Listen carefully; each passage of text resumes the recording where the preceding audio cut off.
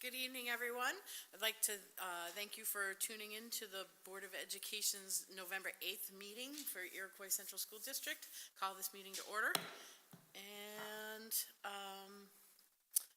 can I have a motion to move to executive session for the purposes of discussing employment history of a particular person or employee? So moved. Okay. All in favor? Is everyone. So we are moving into executive session. We will be back at 7 p.m. for our regular meeting. Thank you very much. See you at 7.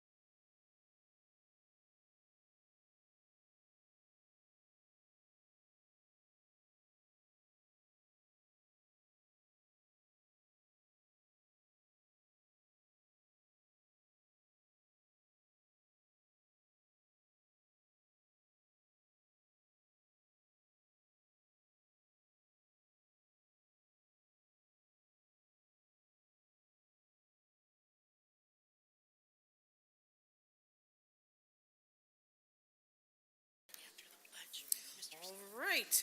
Welcome to all who have come to observe the meeting of the Iroquois Central School District's Board of Education. There are 2 periods of recognition of guests listed on the meeting agenda. The first is for comments regarding agenda items. The second is for topics not on the agenda. Speakers may offer comments related to school operations and programs, but the board cannot hear personnel complaints against individuals associated with the school system. Please address these concerns to the appropriate administrator. If you wish to be recognized, please fill out the appropriate form and turn it into our district clerk. As per policy 1514, public participation at board meetings, public comment by district residents is limited to 15 minutes total unless the board suspends this limit. Each person is given up to 3 minutes in which to address the board. Additionally, no more than 3 people may speak on a single topic unless the board also waives this limitation. This is a meeting held in public rather than a public meeting, which means we will not engage in dialogue with members of the community this evening. District personnel will follow up with you regarding your concerns. Rest assured, we are listening carefully and take seriously what you have to say. Please demonstrate respect by speaking to the issues, sharing your ideas and opinions, but not engaging in personal attacks. The board appreciates your willingness to share your concerns and your celebrations this evening. Please be advised that this meeting is being live streamed and the recording is posted on the Iroquois website. And with that, I'd like to invite our Alma primary students up to lead us for the pledge.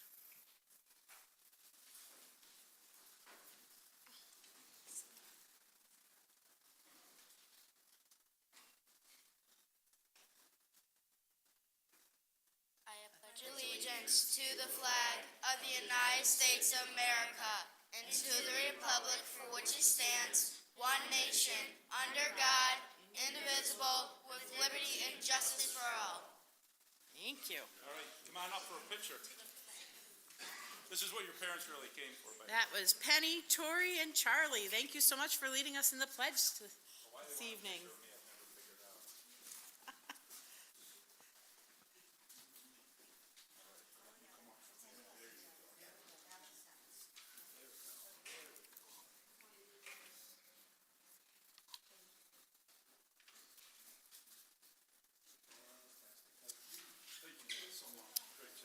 Okay.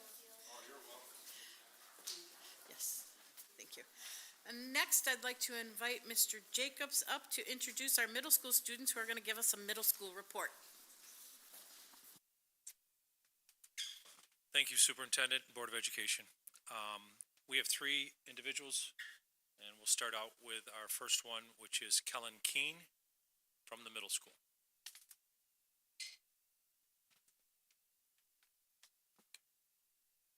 Good evening. I am Kellen Keene from 6th grade at the middle school. At the middle school, we do an Halloween S2B contest where grades 5 through 8 have to guess how many candy corn there are in the container. 1 boy and 1 girl from each grade gets picked. The winner gets a goodie bag that is stuffed with candy. The S2B also does a 5 through 8 grade pumpkin guessing where you must guess the weight of the pumpkin or closest to. The winner of that also wins a goodie bag stuffed with candy.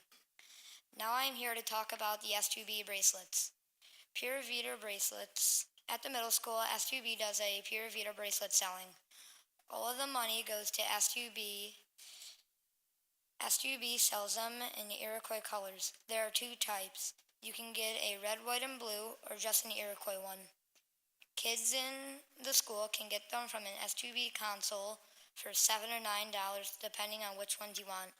We would also like to give a Pure Vita bracelet to Miss Sullivan.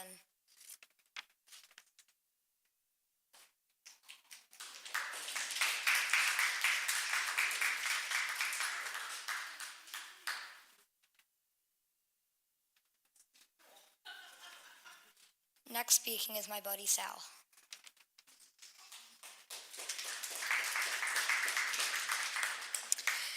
Good evening. I'm Salvatore Carlino and the 6th grader on Team Galileo in this middle school. I would like to start off with the 5th grade pumpkin lighting. The tradition of the pumpkin lighting was witnessed 2 Thursdays ago for the annual 5th grade activity. Our MSA provided snacks as well as games during the Flood Night of festivities. They carved pumpkins during the school day, and parents were welcome to help with the carving. Hundreds of 5th graders and parents came to the pumpkin lighting. Now, I'm here to talk about Teens in Action. Teens in Action is a club available to all students in our school. There are many Teens in Action members in our school. We've had students go into home bases and tell them about the food drive that we're having. The food collected will be donated to people in our community. It will be donated to St. Nicodemus Church in Marilla. People will come to the church and pick their food up. We are hoping to collect 1,000 food items this year. We do community services for the community and the school. The members of Teens in Action will be picking what type of community work we will be doing this year. As a member of Teens in Action, I am very proud and honored to be here and to go to school at Iroquois Central Schools. And now I'd like to introduce my friend Claire Nadas.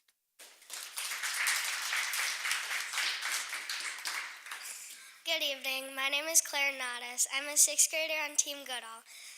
I'm here to talk about the Drama Club production Newsies. Over 100 kids filled out the form to either join cast or crew for the upcoming middle school musical Newsies. Auditions were held in October. The Newsies performance is on January 26th and 27th. Newsies is about real kids my age and older go on strike because the newspaper company raised their prices. It should be a fun and entertaining production to watch. Next, I'm here to speak about the Turkey Power Hour. The Turkey Power Hour takes place the Wednesday before Thanksgiving break. Every adult receives a numbered ticket. Then, every hour, on the hour, a turkey call will be made on the announcements, and one number will be announced. The winner has 5 minutes to claim their prize at the front office. Past prizes have included pies, candy, gift cards, and even a turkey. If the staff member doesn't make it within 5 minutes or isn't in the building that day, they will announce a different number. This fun event brings staff and students closer together.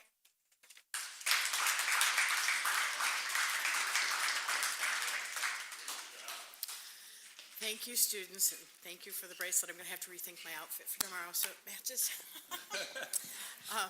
And it sounds like you guys have some wonderful things going on in the middle school. I'm super proud to be your ambassador, so if you ever need anything, come see me. And our other ambassador is... No, she wants to come in, forget everyone else. Thanks so much. Thank you. Have a Thank great you. night. All right, and with that, we go to, I believe, Dr. Dudek for our internet safety hearing. Yes. Thank you so much. This is an annual presentation that we do. First, we're going to start with the technology protection measures. As a reminder, for email, we use Fortimail filtering system. This is primarily for our staff. What this does is it filters out spam, and we'll, as staff, get these emails that say quarantine on them, and so then we get to choose which ones come through and which ones don't. Then we have... Let me interrupt 1 second. Just for the board and just to make sure I'm right, when you do each one of these, can you say whether there's any big changes from last year to this year? Sure. Sure. The Fortimail started last spring, just so you know. The DLP protection, this is not new. This scans the emails to ensure that we're not sending personal information about students across the emails. And then the mail flow restrictions, this is something that we have in place for students and we've had in place for students, so that what it does is it scans the email for language or potential threats and lets us know if there is something there, and it prevents it from happening. Under internet access, we are still using iBoss. This is a web filtering system, and this works not just on campus, but with our school computers, so that when kids take their computers home, it will filter out any of the searches that we and the students may make. It looks for questionable material, so if it is of a nature that we don't believe is appropriate, it gives us a daily report, and if it is an actual heightened, say it was a security issue, we would get, the tech department would get an immediate flag to check it out. Any questions so far? Does that do, like, watching for keywords and that kind of stuff? Okay. Yes. Under network, let me make sure that this is working, sorry. Under network access, You know, I did have one question. Sure. On the internet access. The iBoss filtering system, is that just for URLs for, different websites on the internet, or does that also tie in with the mail filtering system, the email filtering system? this one is purely for like Google searches Okay, and just things like that. okay. So you would get Two different reports, yeah. Under network access, this is a secure logon for faculty, staff, and students. We've recently updated our network access, and so what we're trying to do, what we've put into practice, is that 3 times a year, faculty and staff have to change their passwords, and the password has to include an uppercase, a lowercase, a number, and a special character. 3 out of the 4 have to be used, and you can't reuse your password for, I believe it's 10 times after, until 10 times. We are attempting to get our students into the same process, but the new software that we have is preventing us from forcing the password change. And so what we're doing is we're working with BOCES to get that straightened out. And then once that comes to play, students will also be asked to change their password on a regular basis. However, any student at any time can change their password right now. So it doesn't prevent them from doing that. I do have a question with password change. Say somebody changes their password today, and will that automatically then start the clock ticking for their next required change, or do you force all users to change their passwords, on a specific date? We force the change. So if they change it, say it's January 1, everybody changes it January 1. Okay? Okay, sorry. Do we do anything with like two-step authentication? Funny you should ask. So this was really something that we wanted to institute last year, and Ken Piacente and Matt went and worked with our teachers and our faculty to bring in multi-step verification or authentication. We had some difficulty with the hardware because everyone will have the opportunity to either get the code on their phone or carry a fob. And we were having difficulties with getting the fobs. So our goal is for this January to have that in place.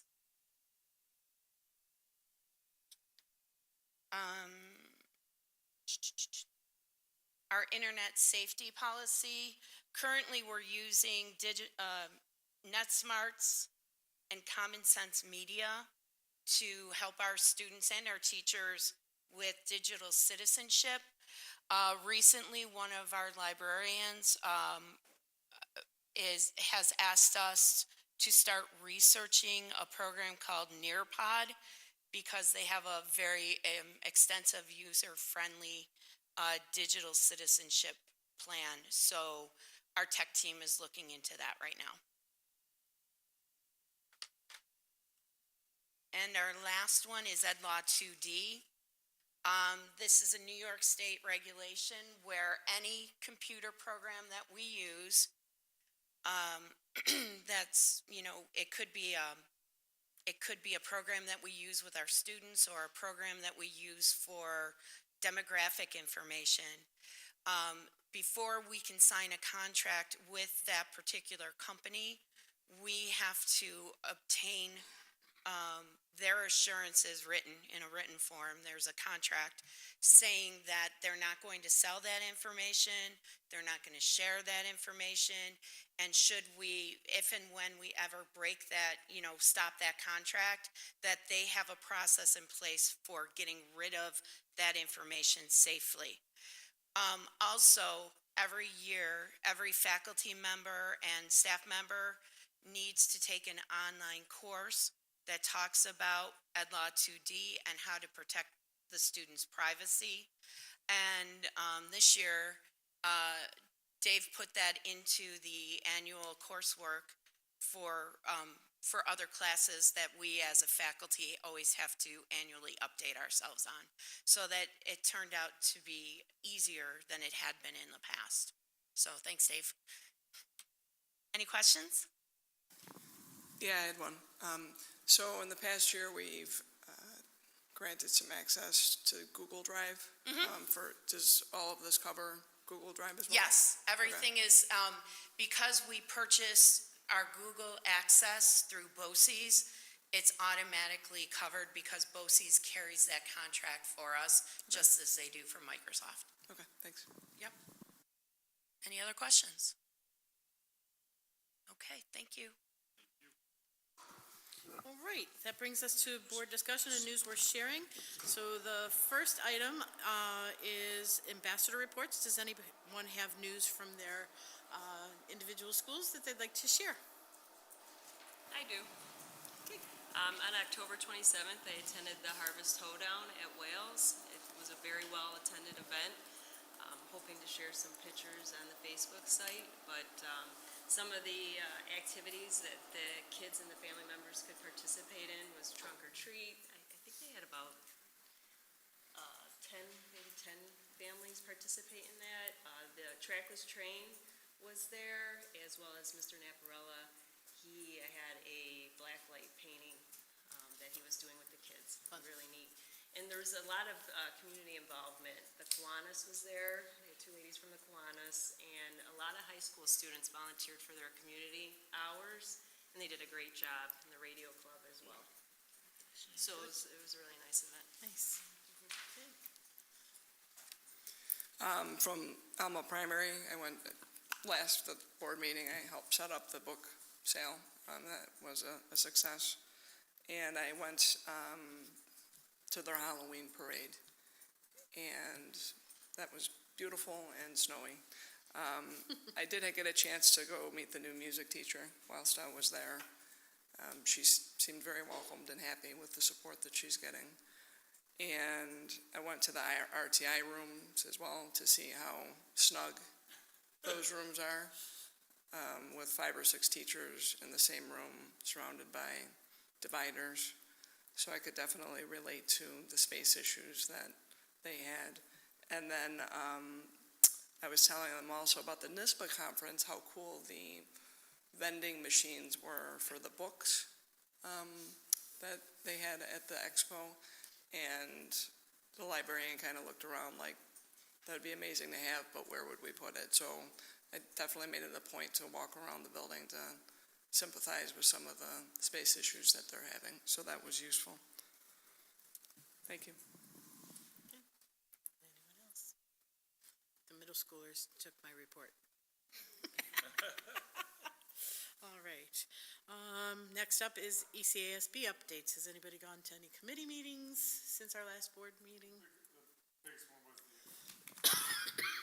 For the legislative committee, on November 16th, we have the legislative dinner, which obviously, as many people as we get there, would be a good thing to have. It is a time we get to see our elected officials and talk to them, and they are, when you listen to them speak, they are interesting how candid they can be sometimes. It's very enlightening. I do know that we have a representative from Senator Gallivan's office attending, and 2 representatives from Assemblyman DiPietro's office are coming. So we do have our representatives there. If you have not registered for that dinner, tomorrow is the deadline. So if you're realizing that you can go last minute, that's a possibility. I also attended the Dave Little dinner on the 2nd, and there'll be a report coming out in the monthly newsletter about that. It was doom and gloom kind of language, talking about budgets and how New York State funds education. It was fascinating, and he's the executive director of the Rural Schools Association. You can go on to, you can do a Google search for Rural Schools Association, and he has a monthly newsletter that basically gives you the same kinds of information. So if you're interested in learning more about his talk, you can go to his website. So for the dinner, like, what are the couple things that we're highlighting to our legislators about the needs of the county? Do we know offhand, or is that? You're the committee member. I'll just let you do it. Well, the one that, that I'll be addressing, speaking to is the electric bus issue. That was the one issue we have, and then was it foundation aid? Foundation aid and public education funding, student health, wellness, and safety, including school safety, and the last one was, there's 4 of them. Yeah, I'm trying to remember the last one was, trying to think who the presenters are and matching them up Yeah. in my head. Was it, This is child bad. victim? Yeah, no, it's not. Survivor? No, student health, wellness, and safety, electric buses, or zero-emission buses, foundation aid, and... I didn't mean to put you on the spot. I'm sorry, Yeah, I should can't know remember. this too. Those are 3 good items, so. Yeah. The other one's a good one too. I just can't remember what it is off the top of my head. It'll come to me during our meeting and I'll shout it out. I've got a lot in my head. And then the legislative dinner is pretty much the last event, or no, there's speed boarding. No, there's the speed boarding event on the 30th. That's a great event, and they're going to have a family court judge come in and talk about the relationship between family courts and schools. That's one presenter. There's a lawyer who's coming in to present some aspect of, legal issues and schools. And I think that there's a third presenter, but I, again, can't remember what that is. It's on the flyer that talks about RSVPing for that event. That is the last event for the wrapping us up for winter, although there will be schedules to meet with our legislators. So if anybody here is interested in meeting with Senator Gallivan or Assemblyman DiPietro, all you have to do is let the person in charge of that program, me, know, and I'll set those appointments up. So, many voices, make change. Have we ever had them come to the school and meet with the general community about any specific topics in the past? Senator Gallivan has had his community liaison person has been at a couple of our board meetings during the time that I've been on the board. Just specific issues. Senator Gallivan was also here when we rolled out our SRO program. He came to the school then and was part of the press release for that. But I mean, that is always something that, if there is an event that we feel like they should know about, we should be inviting them. Absolutely.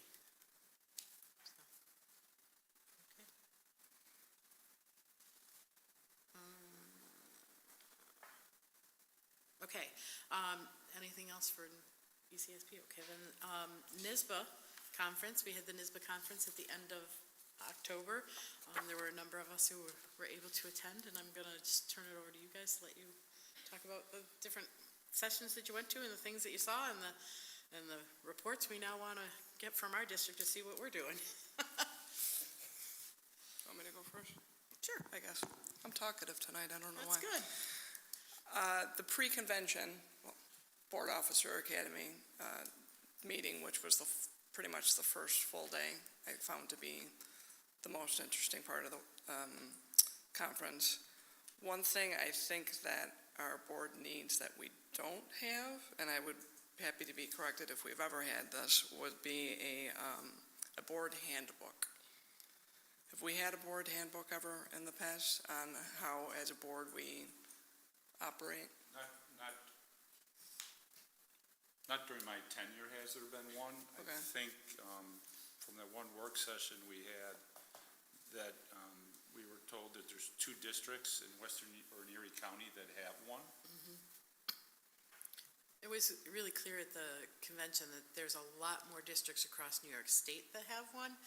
A lot of the handbooks also include information about onboarding a new board member to help further their training.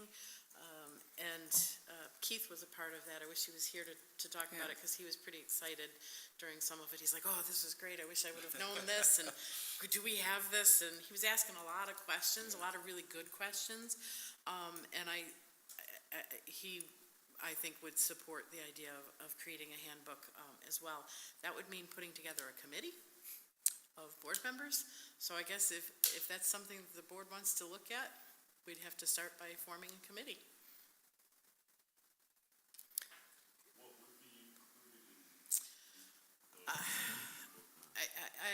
It would be our operations, our missions, our goals would be part of it. It would be where we go for information, training kinds of things. It's all kind of stuff that we talk about, but it puts it in a book, Bible. so that so that we have something we can hand to new board members and something that we could look to. I think it'd almost be like what Dave Lowry from Erie County Association School Boards came in and presented to you, but instead of just having a presentation, it'd be a handbook, and like what you would want in it would kind of be, what would the board want in it? Norms could be in there, obviously vision, mission, goals, strategic plan, how to conduct yourself, how to answer questions, parliamentary procedure could be in it.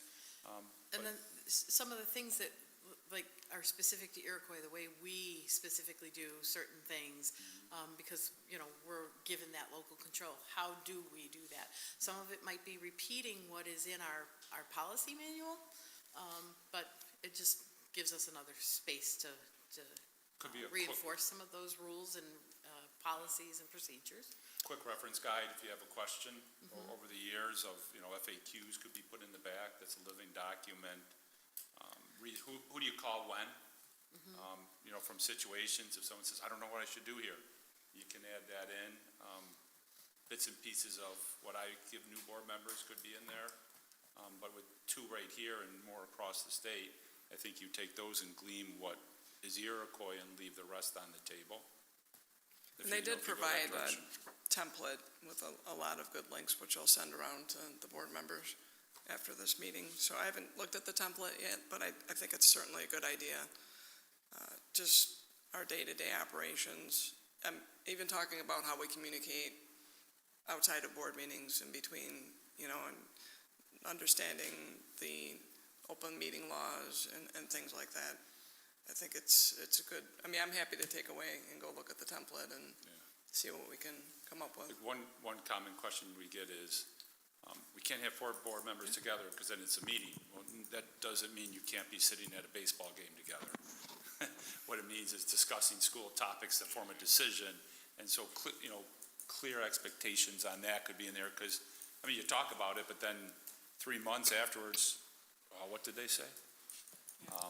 And that's where you would have that piece. And I think it would be definitely something where, we would grab one, from the area that is, looks like it's together and start there. I wouldn't reinvent the whole wheel and start running. I would just, I think, does Kenton have one?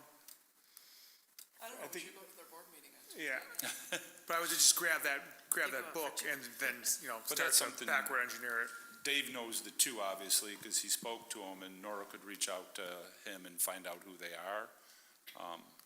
And then, Well, given that there's far more school districts across the state. Well, I was than gonna say Western NISBA New would be York the that next have question. handbooks, I would think we might want to reach out to some other school Yeah. districts outside of our area. that's where NISBA would be the one that could probably answer that, I would think. I haven't seen your thing, but whoever did the presentation, I would hope, would have a grasp of multiple ones. So committee, yes? Okay. Heather, sounds like you volunteered to head that up. Is there somebody else that would like to sit on that committee? Okay. All right, Jim?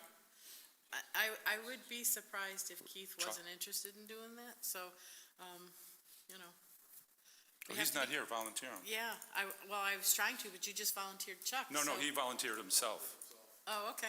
Well, that's 3 people on the committee, so that works. That works, okay.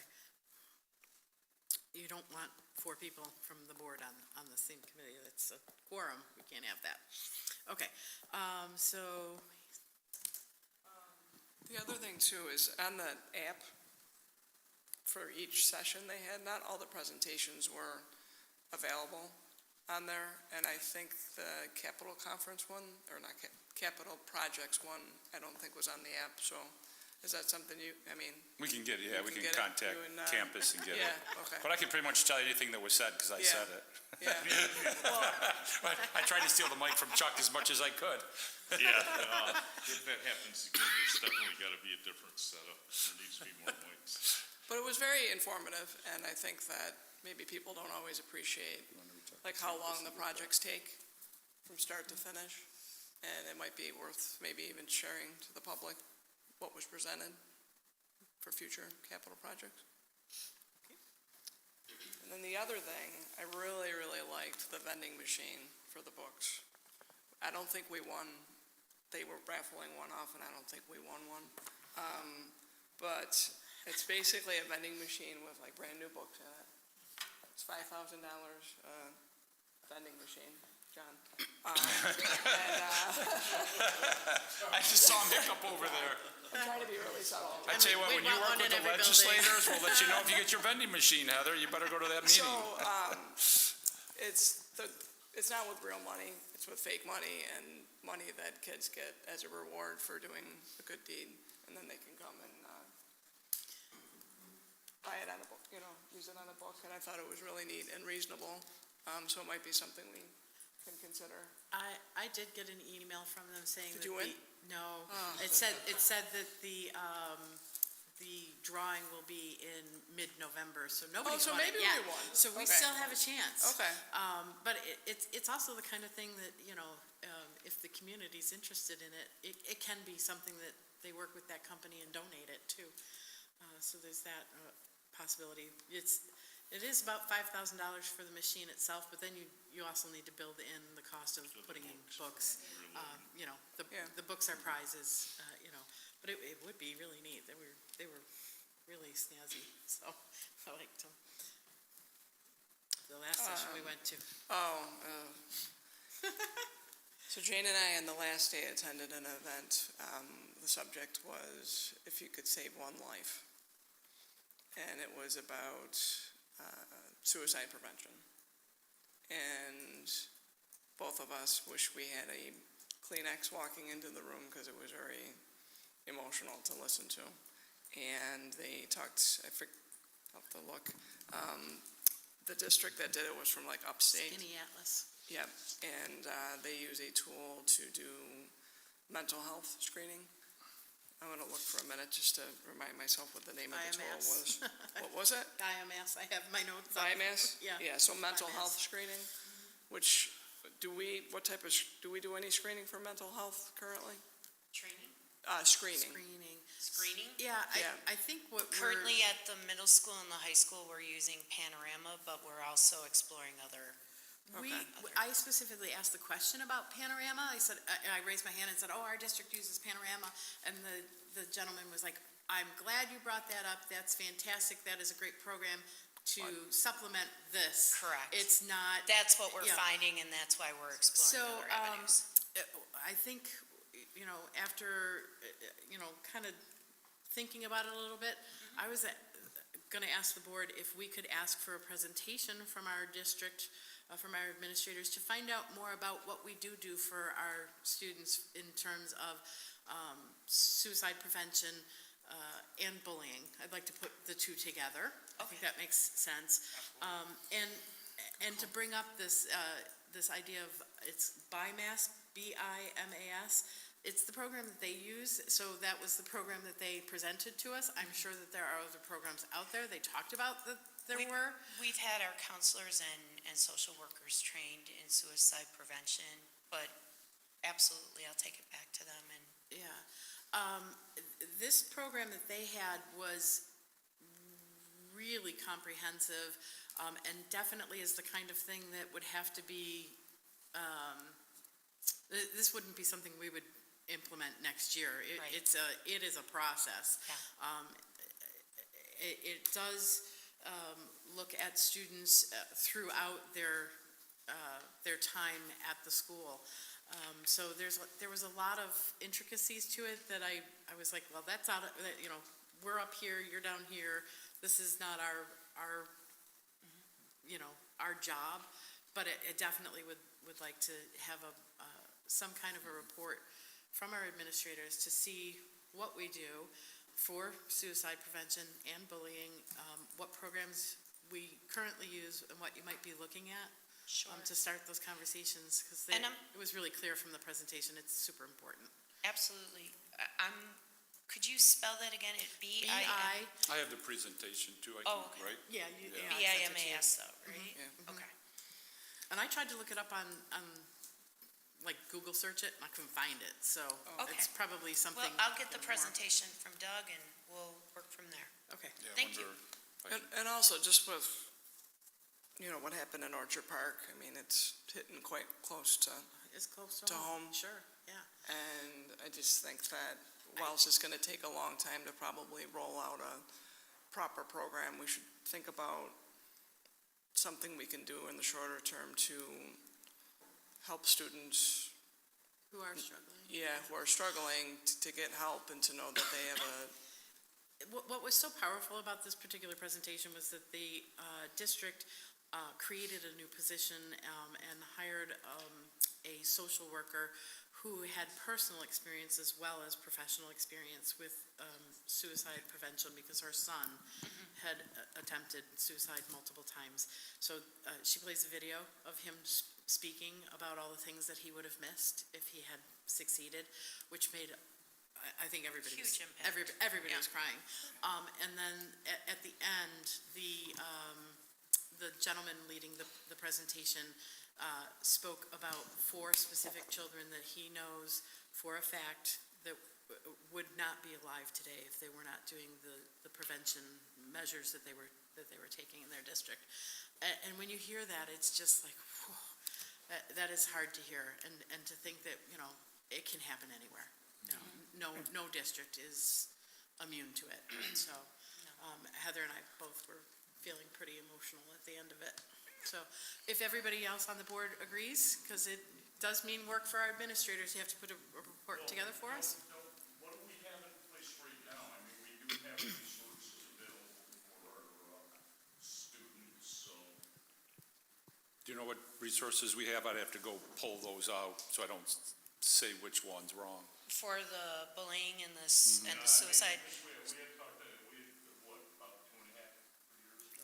Yeah, and I know that different updates happen. As far as making sure that we have a place that we could, get our students and, our community family members, pointed in the right direction. Yeah, I mean, I know go ahead, Mary Jo, in case you have a. That's okay. Sorry. Thankfully, with the addition of the social workers that the board allowed us to have, that we have a huge group combined with our counselors who have been getting the training on trauma-informed care, which has a portion of that as suicide prevention. We have, as I said in the past, had specific suicide prevention training out of, I apologize, I forgot the specific name. At the elementary level, we have Second Step, which isn't specifically suicide prevention, but it talks about executive functioning, making good friends, supporting each other. And what we're working on now is identifying a better screener, as I said, for social, emotional, and behavioral issues. And also, we are in the process of hopefully getting a tier one program at the secondary level that would work alongside one of the flagship groups is called CASEL, CASEL, and they highlight all of the important aspects of social emotional well-being. And let's face it, when you're socially and emotionally fine, or then your attitude or your suicide becomes less and less an opportunity because you're not there. Additionally, we had training from the Erie County Restorative Justice League, and so Andy is very big and very powerful into restorative circles. So when a student makes a mistake, or a student is having a bad day, or a teacher is having a bad day, using circles helps promote good health, social emotional health. And also, that helps with other students identifying it, but you also trauma-informed care, which helps teachers Correct. identifying it. And then CSTAG was a training this summer too, so that when I someone forgot comes CSTAG, down. I'm sorry. So, That's why I said Yeah. a report would be nice, because Yeah. then it's not like throwing you guys under the bus, yeah. you know. No, To be able to- and as it becomes more, I mean, and when I went through school, unfortunately, we had 3 students who committed suicide, and it was traumatic. And so, but it's one of those categories that so much is needed, but so little is known. Right. Are all the programs you're talking about, I mean, they all seem to be very targeted.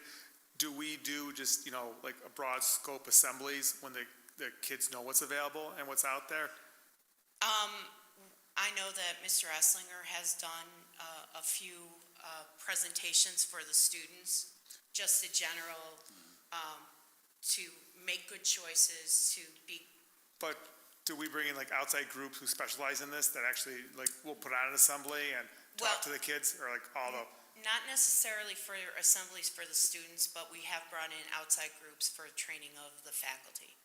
Is there something that we could We have done bullying though. Yeah, we have We have done bullying. not suicide, but bullying we've done. for broader assemblies? Correct. Because it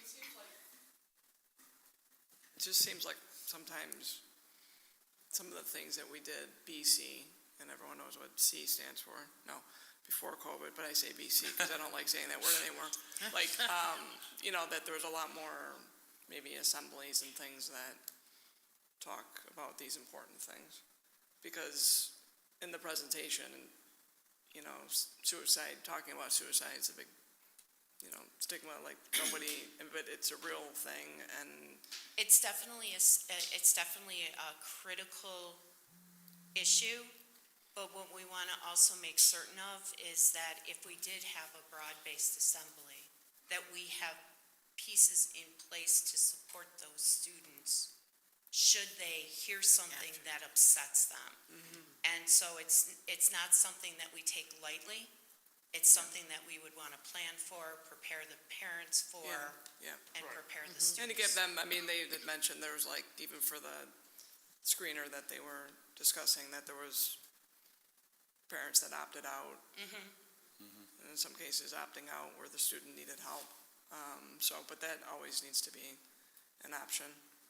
But yeah, so that's a good call to get something presented, just so we can kind of evaluate the options. So can I work with Doug on a date that would be conducive with the administrators? Yeah. Perfect. Yeah. Thank you. That's good. Anything else from the convention that people want to talk about? One thing that came out of it for me was our strategic plan. Believe it or not, at the end of this year, we'll be looking at the end of our 3rd year of a 5-year plan. And it is supposed to be a living, breathing document, which means it might be time for us to start looking at where do we head from here. It's not too early to start planning beyond the next 2 years. What happens when this 5 years is up? Where do we go? Obviously not a discussion for tonight to figure it all out, but to just kind of slowly move towards, hey, this, this plan is, moving forward and is supposed to go somewhere after the end of the 5 years. It's not supposed to be like, oh, hey, we solved all of our problems. So I kind of wanted to put that out there because that was another thing that they talked about, that I was like, yeah, our strategic plan is aging. Yeah. So it might be time to start looking at what we want to do in the future with strategic planning and how we want to approach that as this plan sort of comes to its end. But also, Well, and I guess that, I'll jump on that word, because when we put together, it wasn't supposed to be an end, it was supposed to be a constant revision of it, and saying, yep, we need to keep working on this, or this piece needs to be modified or changed, either because it was accomplished, or it's no longer a priority for a variety of reasons. Right. And how do we want to move forward with creating our new initiatives, I Yeah. guess? Modifying the document. Yep. Okay. Board docs review. There was something else that, Heather and I did visit with the board docs representatives on the exhibit floor and found out that they are going to create an app. It's actually created. They're rolling it out, I believe they said sometime late January, if I'm not mistaken. Do you remember, Heather? yeah, I think, Yeah, so that was kind of exciting, because right now, if you want to find out about our board meetings, you go to Board Docs, you have to go to a computer to do it. So I'm excited to hear that Board Docs is going to have an app coming soon. So there was that. Okay. And you did the vending machines. We're good. Okay. Fourth grade transition to the main campus. So that's on our agenda to discuss. I'm not really, do we have a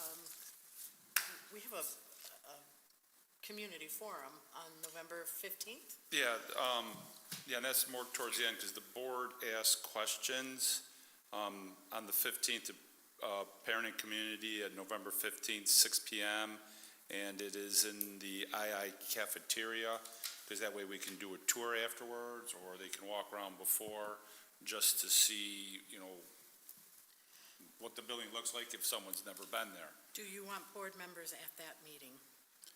I think that'd be, do I want them there? I always like having board members around, because, well, one reason is if everyone hears something different from every meeting, and this way we have more years, so you get a more accurate picture of what actually transpired in it. Okay. And I've been putting that out on my Monday messages, and we'll continue to do that, to have everyone there. So I am free that evening. I can be there. yep, I'm gonna be there. I'm gonna try and check my schedule out Okay. right now.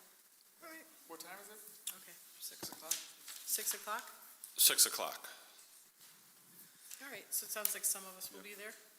So, with that meeting, because I suspect you're probably gonna get a large attendance of people. So, how are we gonna conduct the meeting? Like, what are we looking to, are we looking to get like more feedback from the community and the staff? and Yeah, it would be parents? maybe a quick scenario of how things started, and then from after that, hearing questions, pointing people to where comments have been made, giving them information of where we know at this point, the concerns they have, or if they have a question, clear up misinformation, and then bring the concerns back, and really it's more to hear the concerns of what they have, so it can come back to the board, so they can puzzle on that as they make a decision of what should be done. That's right. Go ahead. I was just gonna say, as we continue to explore this, the one thing that I think we gotta keep in mind is, I think it's good that we're exploring it and taking the time, but, it's probably gonna push this out a little bit as far as timetable, right, Doug? Because you said you needed, if we were gonna do it for 2023, you needed it, and we're gonna probably push beyond that now, right? Well, that's where you had questions for me to ask, and that's Right. part of the questions I'm going to answer. Did meet with teachers, so I'm going to go over that. Dr. Dudek was me at those meetings, so anything I miss, she can add to there of what their time is one of their major concerns. So if you want me to go through the answers of what I have so far from the questions from last time, obviously I can't have all the answers because we haven't met with the forum, transportation, or with the parents and anyone from the community, and transportation next time, but there are answers I can give you with some of the questions. As you know, I think there's a lot of, good stuff to this and behind this and reasons to do it, but I think that we're not trying to rush it through. And that gets, we're talking about it again now, and just to set kind of like the standard for the, people who are watching and concerned about it. right, and that gets to the point of where is that time? So let me go through what I have to report back, and then, because that might highlight what, where the decisions have to be made. So the first question that was asked from the board is, what happens if nothing is done? So with that one right there, if I look at Alma, if there's no change, class sizes are about 20 right now. I would think they would remain about there for next year. Obviously, kindergarten is dependent, but they would be, what I have in here, moves, art, music combined, and changing wings. Concerns, there would be no UPK in the building. There's 5 RTI special ed providers in one room. There's 5 RTI special OTPT in another room. No storage for band or orchestra instruments. Music lessons are held in conference room, and additional speech classes must be held in the conference room. In meeting with the teachers there, and there's one of them in the audience, so she can nod her head or shake her head if I have it wrong. I think they fully agreed that space is a major concern in that building. So I got that right, thank you. And we'll get back to you, I'll see yeses and nos when I get reporting out from the buildings. Where this gets to be a problem is if anything changes. And why I say that, it's a question of being reactive or proactive. Because right now, second grade, I believe, has 4 classes. And, see, I'm looking at you again to make sure I'm right. Okay. And if kindergarten was to come in again with 4 classes, and you kept first grade at 4 classes, that's a +1 room. And what would happen then, if we don't do anything, is there's no location for art or music, no location for UPK. You still have the 2 rooms with 5 or more people in it, and you have all the storage issues and addition problems with speech. You could solve some of this by increasing class size, but we know in our community that they would like the smaller class sizes. And that gets to a piece where if there's no change, but there's just one piece there, you immediately have an impact. In the next building, Marilla, if it was to stay the same, they would have to move some UP classes into different rooms, so there's bathrooms in the room, make it a little better for them, but the concerns are this. Class sizes at 2nd, 3rd, and 4th grade will be large and are at the threshold of changing the practice of keeping class sizes no higher than 24. So that's in the 2nd, 3rd, and 4th grade with the numbers they have there, that could be impacted. The current 2nd grade has 47 students in it now, so 2 students move in. We would need to create another classroom or go above the limit of, or not the limit, but the self-imposed limit of 24. There's 4 RTI teachers in one room. There's another group of 4 TI, special ed, OTPT in another room. There's no conference rooms for meeting, and that's if everything stayed the same. If you had one person move in, there'd be no location for the 3rd section of UPK. They would have to move.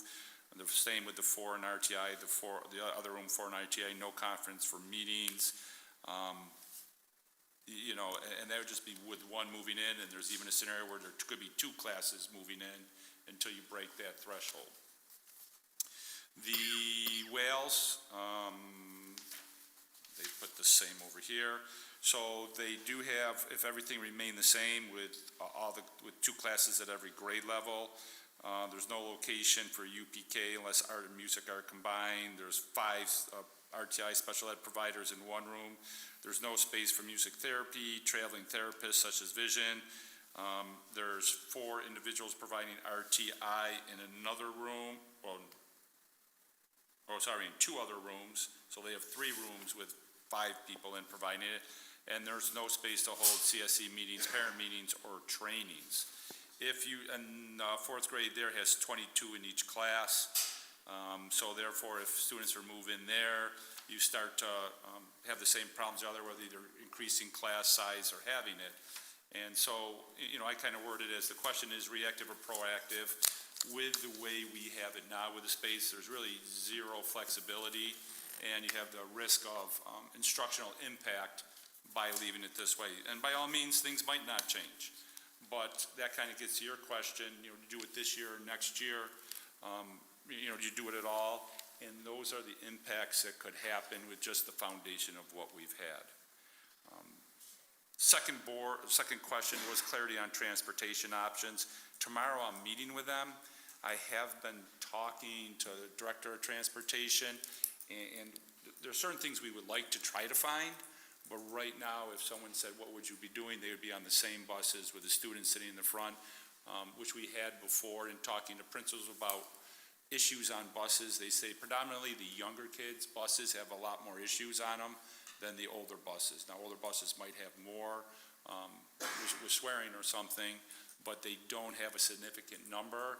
And in talking to people that have been here in the past, they said actually the older students seem to look over and take care of the little kids, making sure they were safe and well taken care of in that environment. Playground, timetable, and cost. That was another question. You can spend hundreds of thousands of dollars on a playground. Typically, from what I've seen of recent playgrounds put in of a modest to small size, $150,000 to $300,000 would be addressing that in the next capital project. I don't see turning that around real quick for this, just with what has to be done. But I'll talk more about something else, so don't, remember this when I get down to recess. FAQ sheet, where am I with that? I'm in the process to start it, just with all the events going on since the last board meeting. In this short time, I haven't got to it. Office location, if you were to walk in the door by the fish tank, the first room would be where the clerical staff would be. We're already opening up the wall there to have a window. The inner doors would be hardened. We're already in that even before the idea of this, because that is a weak point of moving in. The second room by the entrance is where the principal office would be. Recess location. In talking to the SROs, they feel the best location would be in the back of the building, not the front. Back there you do have the fields that are all striped in line for playing and have recreation.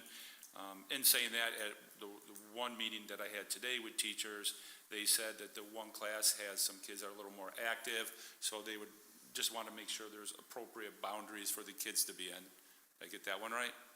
Okay. And it was only at the one school that had that. The other thing is I had talked to maintenance about pouring pads, concrete pads out there for having games like Foursquare or hopscotch. So that would be areas for them to play. And there's a new game. Do you remember the new game name we talked about today that they love playing? That one, said there would be a location for that too. I haven't played it, so probably once I play it, I'll remember the name because I hear it's great. So, Gaga ball. What's that? And so therefore, that would be the location for them because they would have everything. Music location, the current idea is either have it embedded in the wing or at the current location where music's housed on the main campus. Why I say that, the person's out on some personal leave right now, so I haven't been able to talk with one of the people involved in that until everyone's here. I don't see a need to, it'd be premature to talk to someone about it if they're not here. Fifth grade impact. What would have for fifth grade impact is collaboration with the fourth grade. They don't have that now.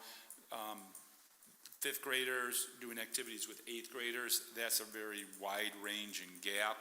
And so sometimes, and they express it, that not the students, but the adults involved, that they're left out. Let's see, we need a principal on board. So we'd have a principal just seen over the fifth grade, so that'd be a lot. What that would give is a lot more interaction because now there's less students for one principal, so they'd have, parents would have a greater resource, a much better response time. And also what you have too with the fourth and fifth grade together is now you have a transition location. And what I mean by that is, right now, they go from the primary basically into the middle school with the fifth grade, even though we try to keep that with a little bit of an elementary feeling to it. By having the fourth and fifth grade, that provides a transition piece from where you're going to elementary to the II, transition for a couple years into the middle school.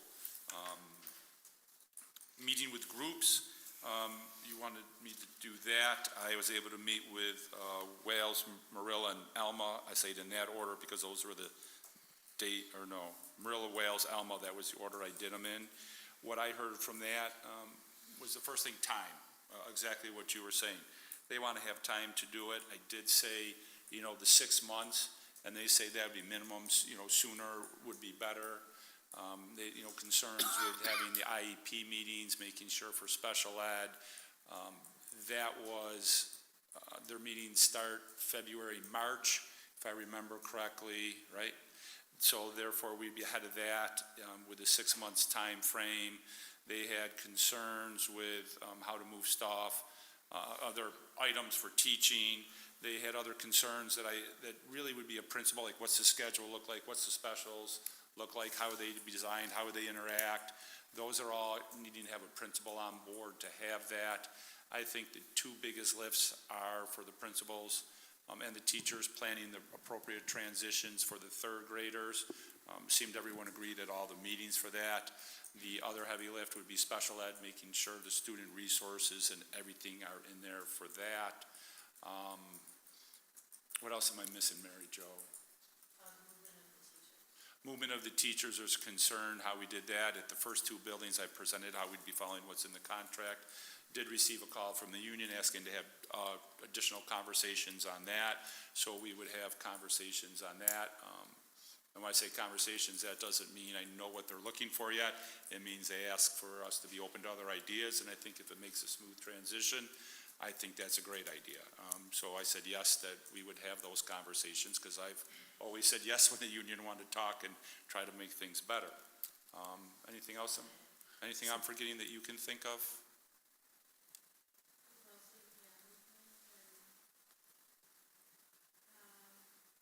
That was pretty much it? Yeah, cool. So, obviously, I'm sorry, Doug. Oh, one more group I met with, sorry, just remembered, it's on my sheet. Maintenance, I met with them and they said, just let us know when and where and we can get it done. Okay, and so I'm not looking for a hard 100% answer. Like I said, a lot of, this is good and, at least personally I like it, but realistically, we're probably looking at 2025, right? That's because I like everything, but it seems like to do it right, to do it right, we need you got to do it right. To do it right, we need 6 months, and I play that out in my head. It depends on the conversations, because there's nothing to take action today.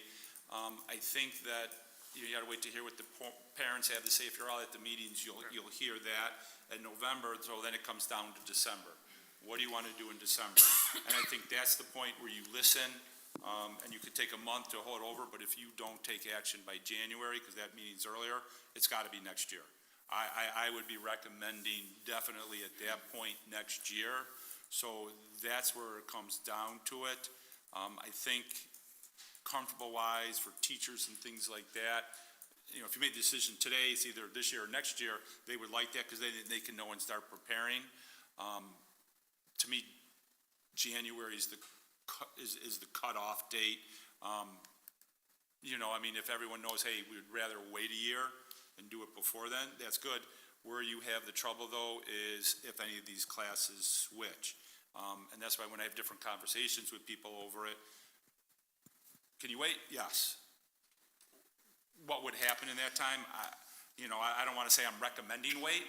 I want to say, here are the issues, and that's the discussion piece to have of how much do you want to be out there. In that discussion piece, I guess my question becomes then a question for parents, is that it sounds like if we have any change and we were waiting an additional year to move forward with something, that would mean that the kids in kindergarten, first, second, and third grade could potentially have a larger class size for 1 year. Yeah, definitely. And then if you hear the concerns of the parent from COVID, learning loss, and I know some of these kids were affected at different times, you're not able to give them exactly what they're asking for, where they say, well, these kids that have lost this, we want them to be able to catch up. We want to have the services and things for them. You pretty much guaranteed they're not going to have it. And if I could, when Doug mentioned the rooms, the RTI rooms with 5 teachers and Heather, you mentioned the separated walls and things like this.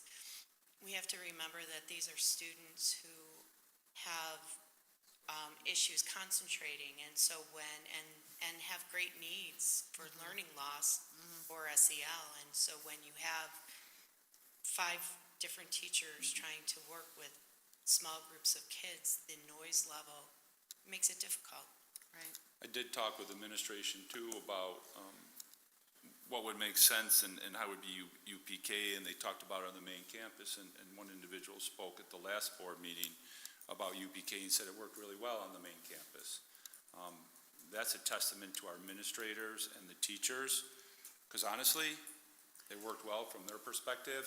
It could be a lot better, and so the Mrs. Stanfield down in Marilla has invited the whole board, if you want to come down and visit UPK to see how it's run, when it's in a building that the administrators feel would be more appropriate, that you, by all means, go down there. They did have rooms with multiple people in it. They're not as crowded as the other buildings. You know, so by all means, go down there. She has that open, and that's at Marilla, because then what you can see, you can actually see the UPK, you can see the kindergartens, you can see the first grade, you can see the space issues, you can walk around and look for the open room. So, you know, I mean, you can go to Alma and see you can see the space concerns there. You can go to Wales and see the space concerns there. And again, this is something that, you know, administration has talked about with different ambassadors, mainly at Alma, over years of how it's getting tighter and tighter because of the needs of the students. And how did they solve that? Push more kids into a room.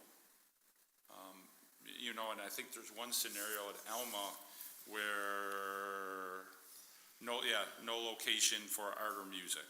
So if they run 4 classes, the kindergartens of four classes come in. Right now they're running 4 at first grade, 3 at second, 4 at third, and 3 at fourth.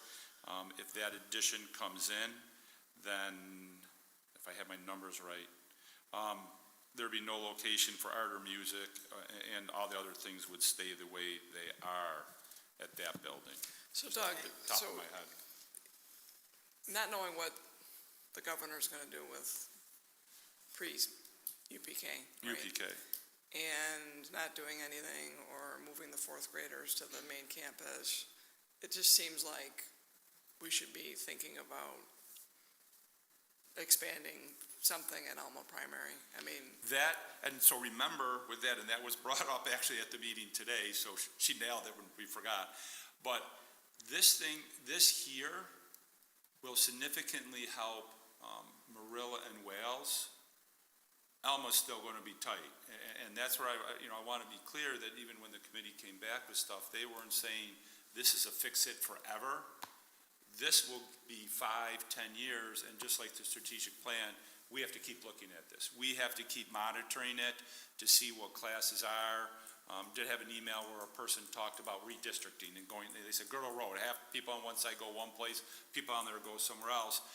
And we've looked at that 3 times, and it will fix it for a couple years. And then depending on where people live and move, it changes everything. People, we talked today actually about somewhere, I think it was at the meeting, with the percentage of people that are becoming more elderly in the 3 towns. Because right now there's a high percentage of people who don't have kids because they've lived here forever and they love their houses and they're not going to sell them. But eventually there will be a time where they will not be in them anymore. And at that time, who's moving into them? I don't think it'll be more elderly individuals. I think it'll be a younger group, which will change the population. So by all means, don't think this is something for the next 20, 30 years. You won't have to do anything. The problem is any construction that would happen would be 3 to 5 years out. You're dealing with a problem for 3 to 5 years. And then even after you do it, to put additions on all three buildings, it's much more costly than having to do an impact on one building like you were saying. So I don't want to hear the public to hear, well, we'll never have to do anything. No, we have to keep monitoring and making adjustments and growing. But it's almost like we should, in learning about how long capital projects take, at the NISBA conference, it's almost like something we should be already doing, knowing that we're gonna probably have to expand Alma Primary at some point. So when you look at it, and so there's two pieces we'll have to look at, because remember, we're only addressing what the Facilities Committee put forth as the number one thing that could be addressed now. And that was trying to create more space in buildings, because we have empty rooms in some buildings and none in the others. And they, by all means, didn't say you don't look at additions. That's where we have the building condition survey coming in that's being done this year. And then you have all the other aspects on there of things that should be looked at in the buildings to improve instructional practices. So this isn't the only, and I guess that was clear because it was brought out to me today, thank you, that this wasn't the only thing the Facilities Committee looked at. It was just one piece of a much larger thing. So, please go back and look at that whole facilities report. There are pages of things that, would be smart to address. And I think space is definitely one of them at Alma, and that's not going to go away. This will help it. But not for long. But, I'm thinking 5-10 years. But then again, that depends on the population, because maybe everyone's going to move out to Wales. So at what point do we know what, like, the kindergarten class is coming in for next year, like how big the classes We know are? probably October of next year. And why I say that, I said, well, how do you know October of next year? Because you have move-ins. So we really we try to make the decisions on class sizes late July, very early August, so then teachers know their assignments, they know of any transfers, and we can finalize if we need to have any hires. So we're pretty locked down at that point. So a case in point, if you look at Alma for this year, running the 4 classes at kindergarten, we probably could have gotten away with 3 classes at 20 because of the number of students that are there. But we had to make a call at one point, and what happened is we made the call, and then no one new came in. But there's been other times where in the middle of August, I've had to add a class because the numbers came in, parents decided to send their kids. Sometimes we can try to forecast this, because if you average 50 kids in a class and you see a 45, all right, so did a bunch of people decide to keep their kids home this summer? John's always reporting to me on birth rates, so we can kind of see what's coming in. You laugh, but that's one thing that John and I have a conversation about every year. Where are the birth rates? How's that going to impact us in 5 years? But additionally, the first week of school, we invariably have families coming in from all different locations. Or they just forget that, oh, hey, kindergarten's starting. Yeah, and it's not a significant number, but when you're talking class sizes, we'll say if we're trying to keep kindergarten at 20 and you have class sizes of 18, 2 or 3 people make a difference on where you are, and you can say, well, just put 21 kids in there. But we've tried to, we've committed ourselves or try to keep true in what we say with the class sizes. And we've been able to do it so far. I don't, knock on wood, and hope I'm remembering right, I don't remember any time we've been over that, but we've come close. Doug, what have our student population trends showed over the last, few years? Are we pretty steady? We still seeing decline in class sizes, or are we starting to see an increase? I will tell you in a second, because I have that for enrollment trends on my forecast sheet. So when we look back, if I look back at kindergarten, and this is an interesting fact, I'm going to start at 14-15. Kindergarten in 14-15 was 119 students. You say, wow, that was low. But then the next year it was 126, 134, 145, 142, 146, 152. So you see how that constantly kept growing. And when I keep looking at kindergartens, I see as you go back, there's a little small blip there from 14-15 to 16-17. But recently, that's 21-22, and that's why I hate looking at this thing. If I go right now, we're in the 23 range. We've been averaging right about 145 is what we're saying. We've kind of leveled off, would you say? It seems to be that way. Seems that we're pretty Our steady. estimates, years ago, and when I say years ago, 10, 15 years ago, I thought we would end at we would kind of bottom out at 150. Really scared me to hit the 119. I thought it was way up, and all of a sudden all these kids moved in, so I'm happy we're back to where we should be. But when we're looking at the actual for the 23-24 school year, kindergarten is 145, and I'll just keep going up the grades, 145, 138, 162, 148, 145, 156, 169, 154, 159, 149, 173, 158, 144. When you average all those together, if I do it in my head real quick, you get 153.6. I actually did it earlier today. So, woo, I'm Rain Man.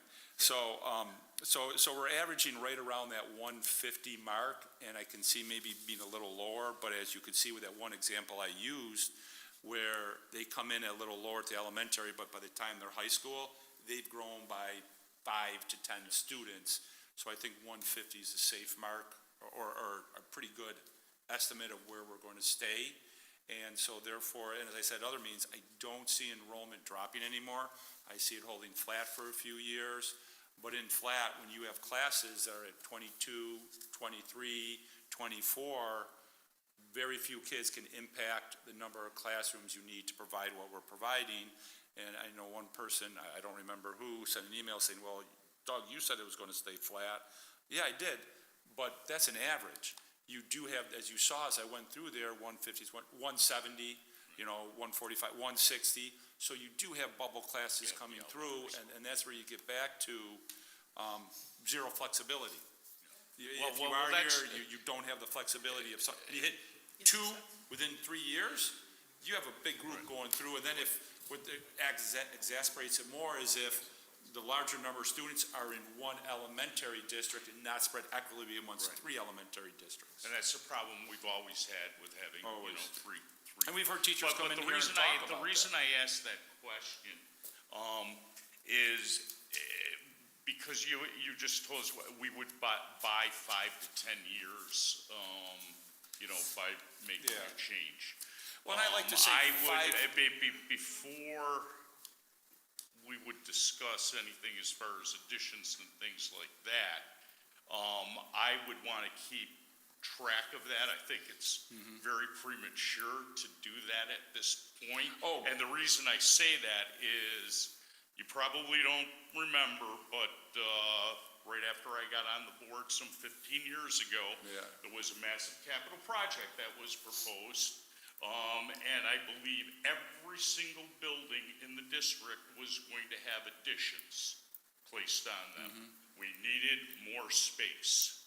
2 years later, we were talking about closing one of the primary buildings. And I agree with that. So I would be very careful. The key is space utilization. How can we best utilize it, for the benefit, of our students and our faculty and the entire community. When it hits that that tipping point where, now we need to have some serious discussions, about possibly expanding space. But I think in the meantime, it's better space utilization, because I would hate to see our taxpayers go, and that was, I believe, close to $60 million project, 59 million. Yeah, it was either 49 something like that. or 59. And, can you imagine spending $60 million in 2 years, putting additions on buildings, and 2 years later telling the public, we're gonna close one of the buildings? And that's, so please, anyone in public listening, and that's why I like that they're being taped. I am not saying to go out for an addition. I am saying the facilities committee recommended do the relocation so you do not have to do additions at this point. So on at least on the plus side, besides, possibly providing, that elementary type feeling for the 4th and 5th graders and providing for the transition, it would give the district, 5 to 10 years to continue to study the Right, 'cause- possible expanding issue. Yeah. And we're pretty comfortable that it would give us, like 5 to 10 years to look at that, looking at the current trends. I think so, based it on the trends. Now, if you went to Alma, they would say we would like a couple rooms right now, no matter what. Wells and. But they would pick up a couple rooms with the transition, right? Yeah, and that's where you could play with that a little bit, because, we're talking about putting a UPK there. So you could always say, well, no, we wouldn't put one there, which could buy them a room. I wouldn't like that idea, because that's going against everything we say of having one in each building. So I would really try hard not to have that happen. And also, if some of our interventions come in place, that might help with some of the RTI spaces. We're going down the whole literacy, tier 1. So all things come into play, they can help. And those are the big unknown of how are things going to work and keep moving forward, what were the resources of the kids. And basically, it's how much of a box do you want to be painted into, and when and where is that going to happen? So that's why I think that, the group, for how they looked at it, was exactly what you were talking about. What can be done to help with space immediately? Sorry to keep looking at it, but you're the only one from Alma in here, because Alma is severely tight, and as you saw, based on what the principal said, the other buildings are tight too. And When we had the fourth grade at the main campus, which we've had before, Yes. what did the space look like at the elementary going into that one? The space is actually when the question was, when the fourth grade was here on the main campus, what were the elementaries like? It was a different time. There weren't RTI and spaces like that, and that's why at that time, that was when we went from one superintendent to an interim superintendent, and actually to me. And during the interim's time, he was talking about closing a building, trying to move everyone to somewhere else, which actually, Alma Primary was actually closed at one point. I don't remember how many years ago, if it was the 80s or 90s. And then the population changed and went back, and we didn't go far enough, and the taxpayers voted through increasing funds that the board put forth to keep the 3 primaries open. But it still left space then at the buildings, and we were very tight on the main campus, and that's why the fourth grade was moved. Had an impact to the budget, that saved money to the taxpayers, and there was space at that time in the elementary. That was 2014, so when you hear I talk, 5, 10 years, it was about 10 years ago, and that's where, in the setup that we have here with the building sizes and what we have here, that's where it is. And there's not a lot of growth in new buildings in the Iroquois School District, but I think we average, if I remember right, I look at John, for new growth, it's about 1.8% every year. So 1.8% every year catches up with you. Just go down Girdle and you'll see 5, 6 new houses. I know some of those are younger families. Not all of them, but I know some because they have kids that go here and I've talked to them. So as that happens, that slow growth happens, you slowly have the potential for something else. Has that hit us significantly? No, and I think that's because family sizes are a little smaller than they used to be. I don't know if they're averaging 2.5 or 2.3 or 2.1 now, but I think they're under the 2.5 we traditionally had for years for families. And just really quick, when we keep using the term space, but what we're really talking about is delivering a better educational experience to the kids. And so possibly, like in the II, the fourth and fifth grade provides for that transition, provides for that separate building, provides for the elementary field, and allows RTI and other things to be delivered more effectively to the kids in the elementaries. We're not just trying to make space for the sake of making space. We're trying to improve an educational experience. And that's it. I mean, I gotta be honest, if you're just moving something to make more space, why do it? It's all about instruction, it's all about students, all about providing the best atmosphere, the best instructional experience, and how can you deliver that, and how can you support teachers in doing that. Every single teacher, every single group I went in and says, Doug, we're gonna do the best we can with what you give us. And what we heard from teachers on that committee was, and even being invited down to Marilla, is there's a space problem. And if you don't do something, and it doesn't matter what you talk about with UPK, because there's no one at UPK at Alma, if you don't do something, they're going to do the best they can every day, but they are tight on space, and they're telling us they're tight on space, and it's impacting instruction. I do okay with that? Okay. Because we have or not really a representative, but she just happens to be here, so sorry to keep picking on you. But I want to make sure I'm not misrepresenting anything that I heard at any of the meetings, which is why we have an ambassador, so you can hear it too from them, and not just my interpretation of what they said. That's what I have for the fourth grade right now.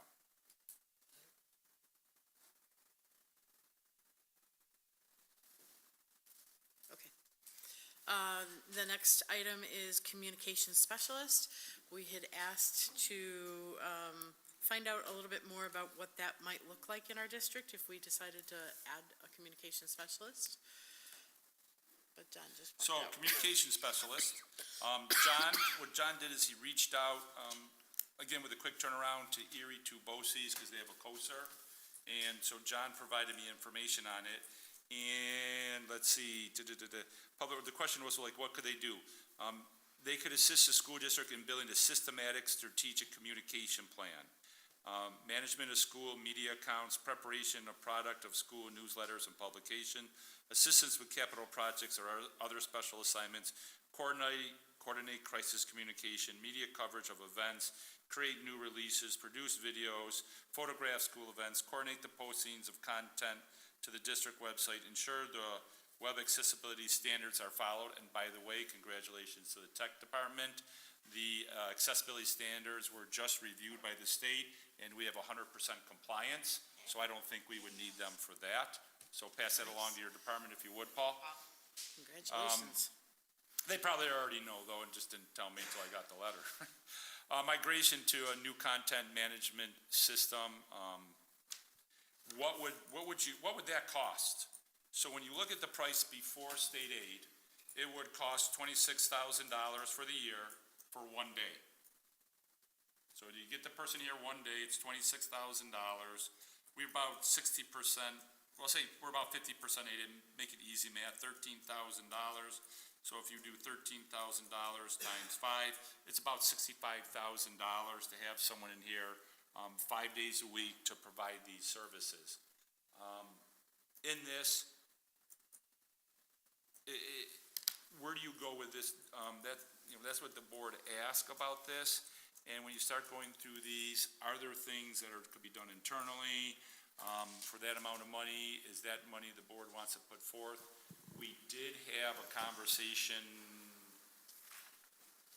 I'll say 2 years ago. I could be off on the number of years. I don't believe it was last year about this because we had the communication as part of the strategic plan. That branch out committee put forth to the board about hiring a communication specialist. The board reviewed it and said, no, we are not having that part of the strategic plan, and went forth with the communication pieces of what they had in it. Do other districts have communications people? They do. And when I say they do, there are some that do, some that don't. It all depends on the district, varying degrees. And the interesting thing in exploring this and talking to people, the services, and correct me if I'm wrong, John, said that they can try to tailor what the district wants. And I'm like, well, if I have a communication specialist that I'm telling what I want, why don't I just do it? So what intrigues me would be something that would build a systematic strategic communication plan of building a plan. But if how much are they here, and how much and how long would that take, and how well do they know the district for building this systematic strategic communication plan? Because there are two numbers there. So the cost would be $65,000 for the year? After aid, if you had someone here I'm looking at John, he's nodding his head, if you had someone here 5 days a week for a year. So it would be a true hit of $65,000? It would be a true hit of $65,000. And does it have to be a full-time person? Pardon? Would it have to be a full-time person? It depends on the services you want and what done. I mean, if you get down into media coverage of events, creating news releases, producing videos, covering school events, coordinating and posting content on the district website, ensure, that one we did fine on. I don't see how they cannot do it, because how many times do we have events going on? Just look at the sports season. Look at the musical. there were 2 days right there, or 2 half-days of the Seussical that were on a Friday and a Saturday, and now they're not our employee, they're someone else's employee, so would we have the right to shift their hours to come in here on a Saturday and a Sunday, or are they Monday through Friday employee? They fall not under our contract of what they're doing, they fall in the scheduling and the union contract of Erie Two BOCES. And I'm not trying to push you one way for or against, but, you know, and that gets out to, we were actually looking at it for one department, looking at their website, and I know someone reported that they sometimes feel underrepresented because their successes aren't broadcast. Well, if the department doesn't tell us, we can't put them out there. So at the same token, if you have a communication specialist, they would have to go seek this information. On the same token, if the groups aren't telling them, they wouldn't be publishing it. And for communication, it's a all-day, everyday type thing. I think if you did anything, it would have to be, you know, full-time, because communication is not going to happen just on Tuesdays and Wednesdays. And I'm just trying to, you know, $65,000 is a lot of money. And I've got, I mean, what are we looking at? What the true purpose of hiring a communications specialist? What is it that we want this individual to do that isn't being done now or that we could possibly do? And the second question I have is, how is spending $65,000 for a communications specialist going to benefit our kids? We just got done laying off a bunch of people the right size, and now we're looking to possibly put another administrative position at $65,000. I understand there possibly could be a benefit if we wanted to promote Iroquois as somebody. We're educators. We're here to teach our kids. You know, I mean, is it important that the whole world somehow know what's going on in, you know, somebody's classroom outside of our community? Well, I mean, you know, it's great to, you know, praise the things that we do. We know what we do here. We know that what we do good. I'm not sure what the purpose of a communications person is. You know, what we hope to benefit from and what our kids will benefit from. And I'm looking through thoughts I have, and I put them in here over time. And the one sheet I have in here, because we always have the exit survey, and where I was looking at that is, you know, I was talking, and Nora, I had her take notes on the phone as I was just free-thinking. For the survey at the end of during the exit poll, with the people who are partaking in doing it, and granted, this isn't getting everyone, and we want to get people who are not coming in it too, it talked about, well, what communication and who do you want to receive it from, and are we overdoing it? Like, I do my Monday messages, and on my Monday messages, people also copy, the principals copy it, and I got emails today because there's concern about the orchestra concert and when and where it was, and I love people are reading my messages, and they say, you didn't mention it. Well, that's something that should be coming out from principals about any change in a concert, and I can duplicate it, but they're the ones that should be the lead on it. So are we stumbling over ourselves where people are relying on certain aspects of communication and we're not doing it smoothly? And that's where, could someone come in and help us with a systematic plan of doing it? Or if we just sat down and made it a focus, would that work better?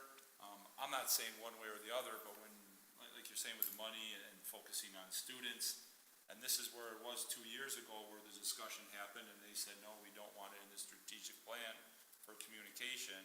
And so now we're back to discussing it, which I think is good, because that's where we talked a minute ago about strategic plan as a living document. But that's a conversation the board has to think about and do. But if you were going to put that in place, wasn't put in place for the budget this year, John would have to try to build in for next year, and that's right off the top, $65,000. And what was our levy last year that we increased, remember? 200, we'll say?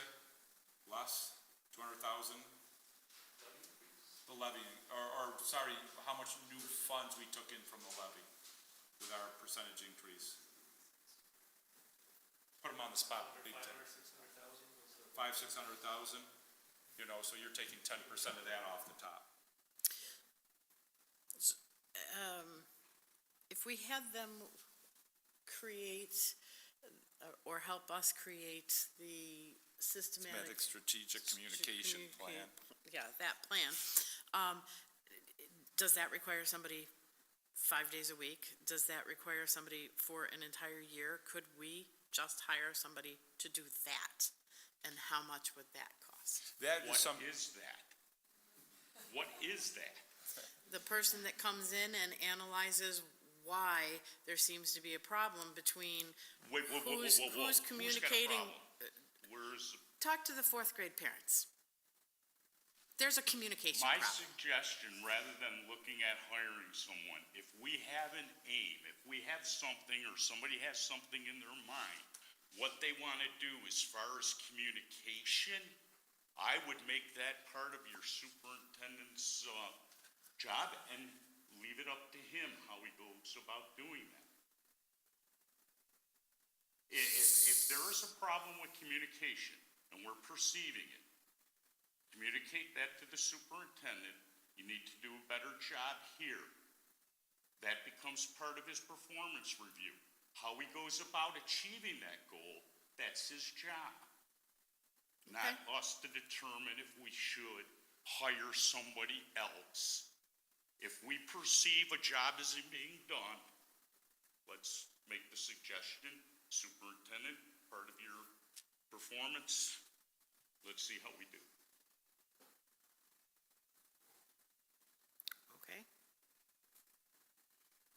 I think when we start suggesting that we add things, it's fine to ask questions and have concerns in certain areas and express those to the superintendent.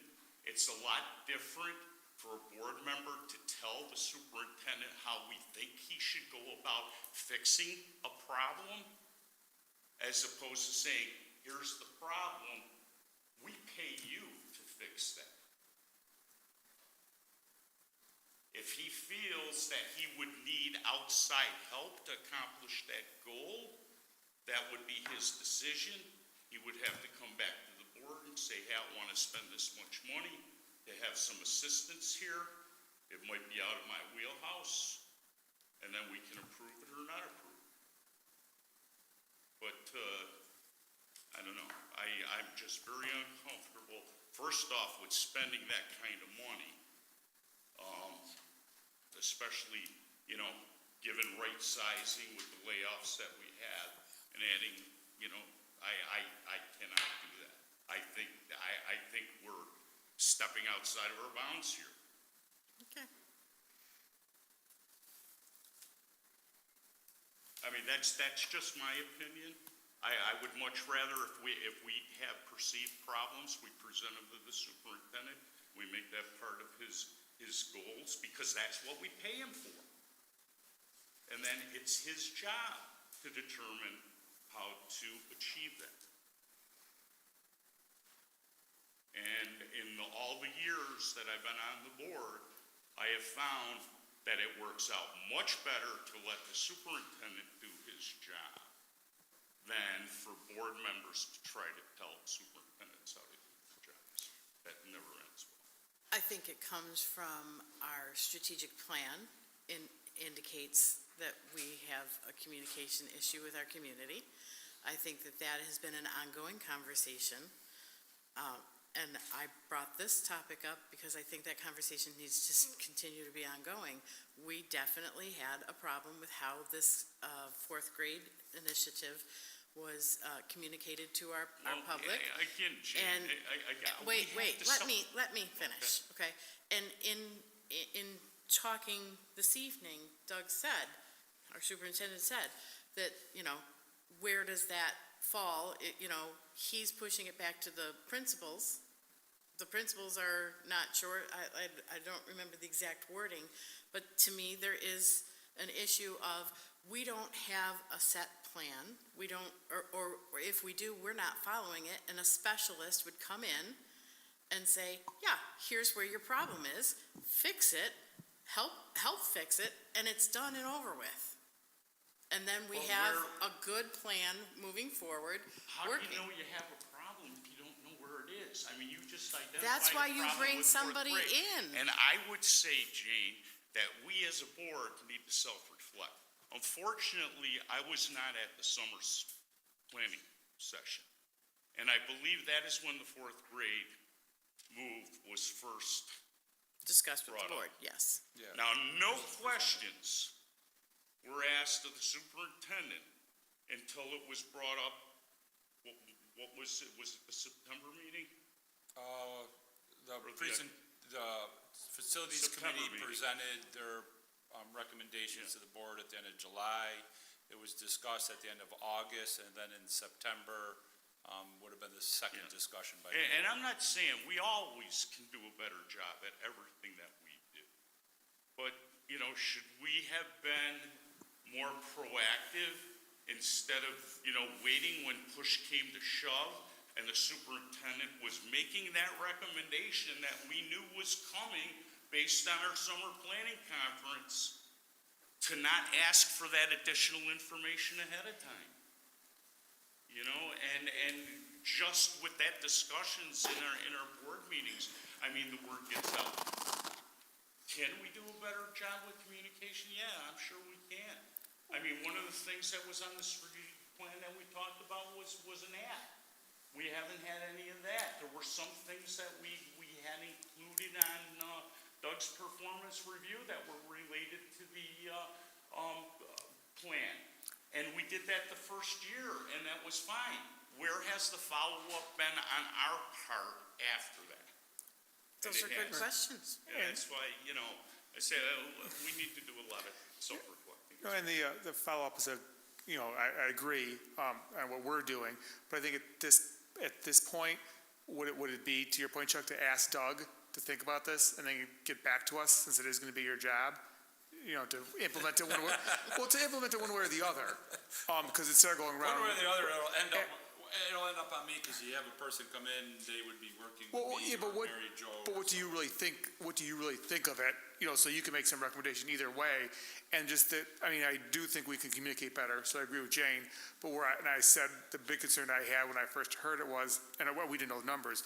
I just think after laying off teachers who, you know, to right size who teach kids, then hiring $65,000 is probably not a direction that I'd be super comfortable with, unless, you know, Doug, you know, you come back and say, hey, we really need it for A, B, C, and D, and then we can have the discussion at that point, because we're just kind of talking about theory right now.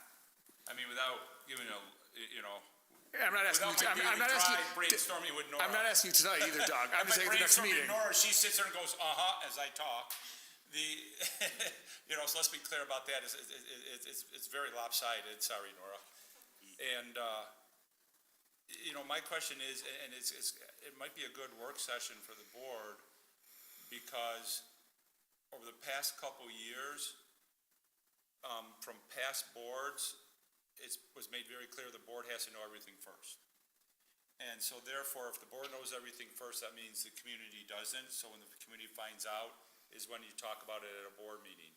And by the community not knowing first, that's when they have a pause and go, what are you talking about?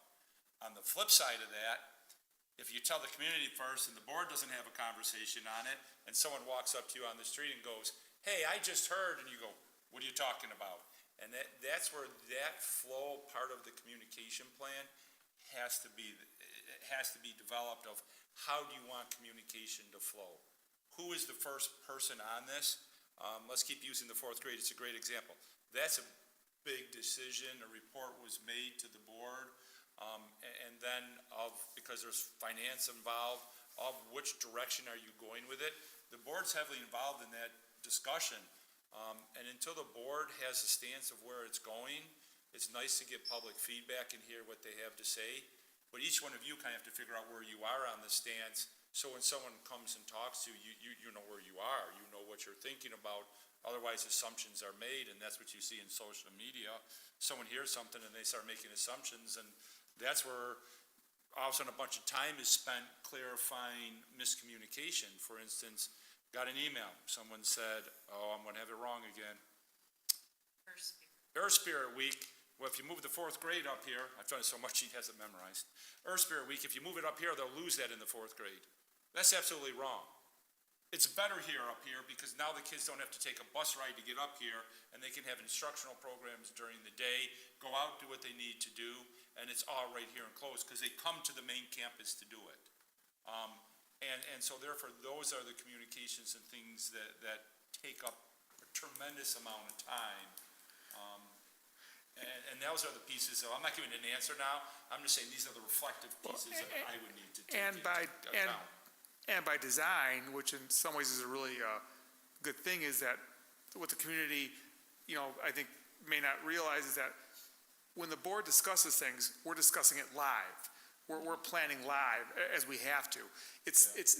We would have been able to come up with a whole fourth grade plan behind closed doors and then market it. Yeah. It's happening in real time and it's live, which is kind of cool because it's government at a real grassroots level. But that it is a process, and sometimes processes can be a little bit messy because we're really having it live. We're making the decisions and having the conversations in real time. It's not prepackaged. And you're getting feedback in real time from the community too about the decisions you're making. Sometimes people, when you're making decisions, the ones who love your decisions don't tell you they love it, and other ones who don't like it say, I don't like it. And so you have to go out there and seek it and go to meetings and do different things to find out what the true litmus is on it. And that's the hard part. It is not a private sector where we have discussions behind closed doors and then come out with a position. We are developing our position, and so is that position developed by the board, dictated by the superintendent, or dictated by the board? Does it come from public opinion, or is it a combination of everything where it's a collaborative approach? Iroquois, we tend to have the collaborative approach where you have these open discussions, and then how do you communicate that? And that's the piece that I would have to reflect on and say, well, would someone help in developing how we have those open communications and getting the communication out that we're developing and thinking about it so people don't think where we are when we're further along the path than we are. On the same token, we don't want them to think we're not somewhere, then all of a sudden, well, you made the decision, we never had time for feedback. It's a huge balancing act. So I'm not giving you, yes, I would need to think about it, I'm not giving you the answer now. These are kind of what I'm rolling around in my head. So, sorry, Nora, you're gonna be listening a lot. You can just set it down and do some typing, or get a cup of coffee, or, I don't know. Mary Jo and will probably be filled in on parts of these conversations, and, too. So thanks, Mary Jo. So to recap this issue, it sounds like we are pushing it back to you. Yeah, sounds like it. Okay. Just Thanks. making sure we got that one. Okay. I'll put that on my list. That brings us to 7.06, the board representative for the district-wide safety team. We did not appoint a board representative at our district-wide reorg meeting, so we do need to appoint someone this evening. Well, Keith isn't here. What is involved in being the board representative to district-wide safety team? What kind of time commitment is that?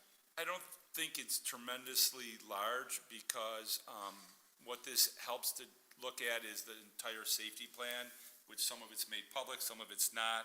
We have a safety specialist that we have to, I shouldn't say, we don't have to, but it's the smartest way to contract. Pretty much all schools do it through Erie 2. So Mr. Bird helps out with that significantly, and then you review the final document. It's not always a meeting. Lots of times it's just online, or you get the document, you review it, and you send back in questions. Ooh, if it's not. So, Is anyone interested? I got. Heather, yeah. Heather, I think this is. they're going like this. All in favor of Heather Becker? Heather B. All right. Thank you, Heather. All right, that brings us to item 8, the superintendent report. So back to fourth grade, what we had, we did have I have 11 people, but I think one didn't speak. So therefore we have 10 people that spoke. Last time it was about fourth grade. One of the concerns was, will this be a long-term fix? We talked about that already tonight. Why not explore UPK? You know, what would happen with the BOCES classes? We are exploring UPK and looking at what administrators say. It is not the right place for it. What happened with the BOCES classes? They would not be there anymore. COVID impacting students. Doug? Yes. And just when we use the term BOCES classes, they're not actually classes here that are being offered to students. They're just BOCES renting like office space.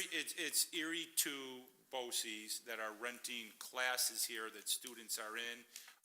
Classes might have one or two of our students, Right. but would have students of other classes. Right, so this is actually a program BOCES is running forever. This is a program Yeah. that the Erie to So we're not BOCES actually, runs. yeah, okay, that's Yeah. what I want to clarify. Yeah, there's actually a gentleman who, I see him pull in, that's a principal, and there's a clerical person for it that are in one room over there.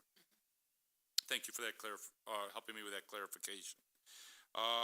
There was a concern about how the COVID impacted the students with learning loss.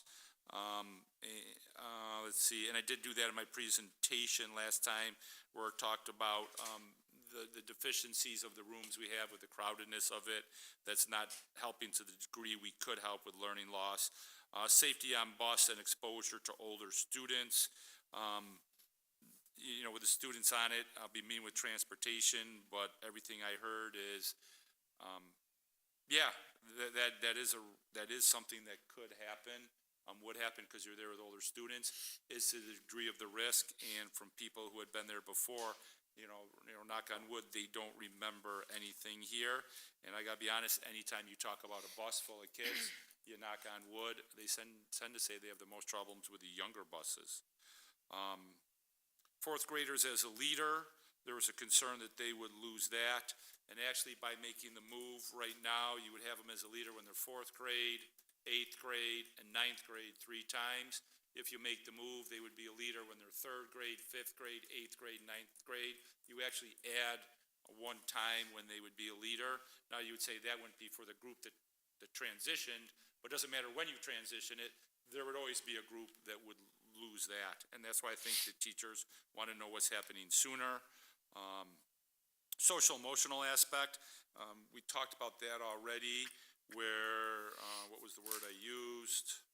I don't remember. It would be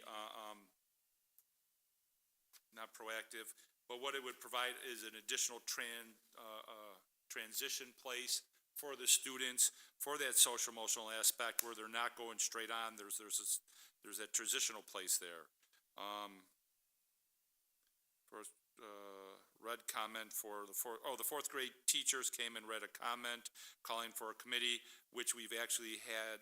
Not a committee, but I met with all those individuals. Where committee work would come into play was when we are moving forward, there would be a principal on board, where then he or she would be having them come together for a committee to hear what they have to say of how the design of the day and classes and where they are and everything else we covered today would be. Looked at spacing. Yes, we've looked at spacing. UPK worked on the main campus. I talked about that earlier. It did work on the main campus, but to what level did it work on the main campus? Fourth graders are more impressionable. Yeah, they are more impressionable than other people. All younger students are more impressionable. I can't disagree with that. Playground and transition. We talked about the playground. We talked about transition already. Allergies. Oh, that was something else. That was not part of the fourth grade thing.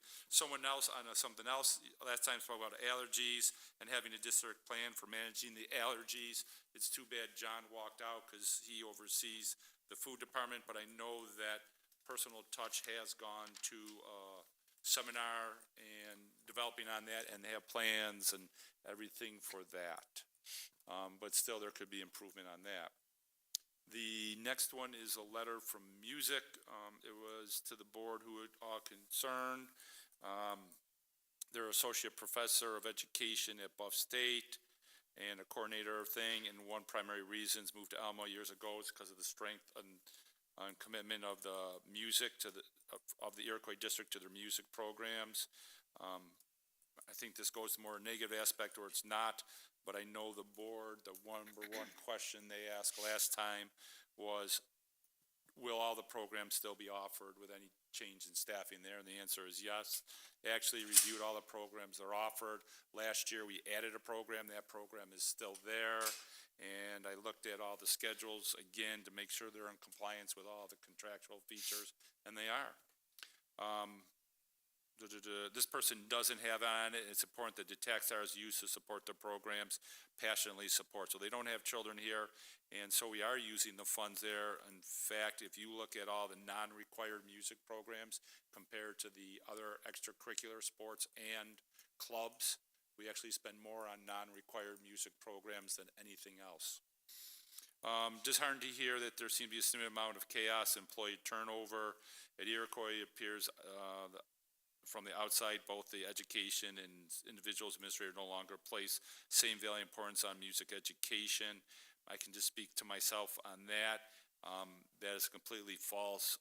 Always valued music, always will value music. I think it's a very important part of education, and that can be evidence of just seeing what capital projects went through first, the amount of money that John, since I've been in here as my tenure, has moved towards music. At the end of the year, there's usually a conversation saying what does music need before any other department. Let's see. I'd like the right time to ensure the community's important programs in our school. Music education has numerous benefits with the skills, including work, socialization, critical thinking, creative motivation, resilience, and mental fortitude, which is one of the reasons I like it. There was actually a report done once where if you only teach music, you only can teach one subject, teach music, because it teaches you, there's a physical aspect component of it, there's a math aspect component, there's a ELA aspect component of it, there's a history aspect of it, and there's a science component of it. So you could cover everything right with music. Impact student success. Music and arts education, integral and well-rounded student. I know the board supports that. And I strongly urge the body to do necessary work to ensure the health of the music program within Iroquois. And I know we're doing that consistently because I see the postings and the amount of time and energy they go forth. I know recently there was a concern about the orchestra concert on the 14th. And I know board members and administrators painstakingly went to find someone during that absence as a guest conductor that could come and conduct. We did have someone, but then something fell through on that. So that was unfortunate. We had to move that concert, but we're still having that concert that will be in December. So that just shows a commitment there. It wasn't just canceled. And unfortunately, sometimes sporting events are just canceled. We are not doing that with music. So that's that for that letter, music. Well, moving on to parking now. If you come to an event here, we're moving to athletics a little bit. One person sent in, they saw on Facebook, they wanted to bring our attention. I'm not sure if all the cars are parked on the fields because they shouldn't be. People coming here to athletic events seem to take it on themselves, and I don't know why, to park on the grass. I don't want this to sound really rude. Park on my grass, let me come park on your grass. I don't mean that nasty, but you know, there's parking spots all over the park. Yes, you might have to walk farther. Some cases people are parking on the grass, and it's actually a longer walk compared to where parking places are opening. And if you show up late and park on the grass closer than all the people who showed up early and took parking places, that's typically why you do walk longer. And what it does is it causes more cost, more maintenance, and they could say, well, when I pulled on, I didn't hurt anything. But then what happens when you pull on a rainy day? I know we've had to pull cars out of the mud because they were stuck. So please don't park on the grass. We've had to put up yellow tapes. I've actually had conversation with maintenance about, like I see at other schools, they bring in, I know it's not you, they bring in big stones and put them along the walkways. That creates an inefficiency for plowing and everything else like that. So please park where you're supposed to park. And the reason I say that is because this individual, when she wrote in, is saying the same thing, and I do hear it from other people. I am stopped at games by individual, and people say, Mr. Schofield, why are people parking on the grass over there? They shouldn't be. You know, please don't, please. The next one is, a positive letter. We received this from a staff member, and they went in here to say, I'm gonna, it's almost 2 pages long, I'm not gonna read the whole thing, but just want to take a moment to celebrate some special people at the Iroquois District, specifically the middle school, where the administrator is there. Let's see, I know this letter is long overdue, however, I have shared these statements with me, Mr. Schofield. It's honest and heartfelt to have the opportunity to work in the middle school for almost 30 years. Without doubt, it's been my pleasure to work for the last decade or more with the 3 people that have led their building. And they go on saying how they're making a difference in every school's lives. Each of the gentlemen and all the kids seen with integrity, grace, creativity, diligence, and kindness. During the pandemic, they spent many sleepless nights making sure things were done. Personally witnessed the self-determination and compassion and attention. The leaders and the leader, the principal in the building, truly loves the building and considers all of this his extended family. We all feel his heart, cherishes the faculty and staff. Personally been through different emergencies where he helped weather the storm, or where she helped weather the storm because of the strength of the principal. Never forget what he did. He cares for the students and keeps their well-being in the forefront of every decision. More kudos, more kudos, more kudos. He could, let's see, the only way he could do that, the principal could do that, is with relentless dedication of the assistant principal. The quality makes the operation work cohesively. They work with the other 2 gentlemen flawlessly, is always willing to go above and beyond. He does it with kind, compassionate heart. He's a creative person that makes everything work. More kudos, more kudos. He's a true gem.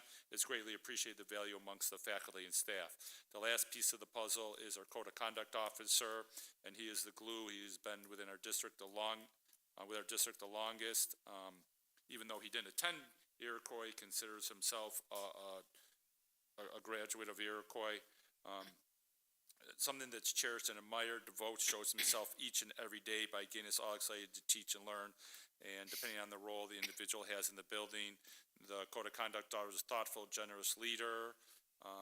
He is a true model of the Iroquois way, and it goes on and on and on and on. He's an inspiration. He cares about kids in an elite way. Goes on. Greatest strength is maybe investing in children and their growth. He also offers much more to the administration. He's a strong leader, solid presence. Plus, they've been able to work with these 3 gentlemen for several decades. I think everyone gets the concept of that letter. That is what I have for response from last month, public comments. I'll turn it over to Mary Jo for curriculum updates. Thanks. I know that, Doug, you have recognitions later, but this is really hot off the press, so I want to share it with everyone. I want to congratulate Catherine Stoyanovich for being the 7th teacher appointed to the New York State Master Teachers program. She had to apply last year. It not only is an application and several essays, but also an interview process. In the past, I've sat on the reading of the essays, and I can tell you that they are difficult.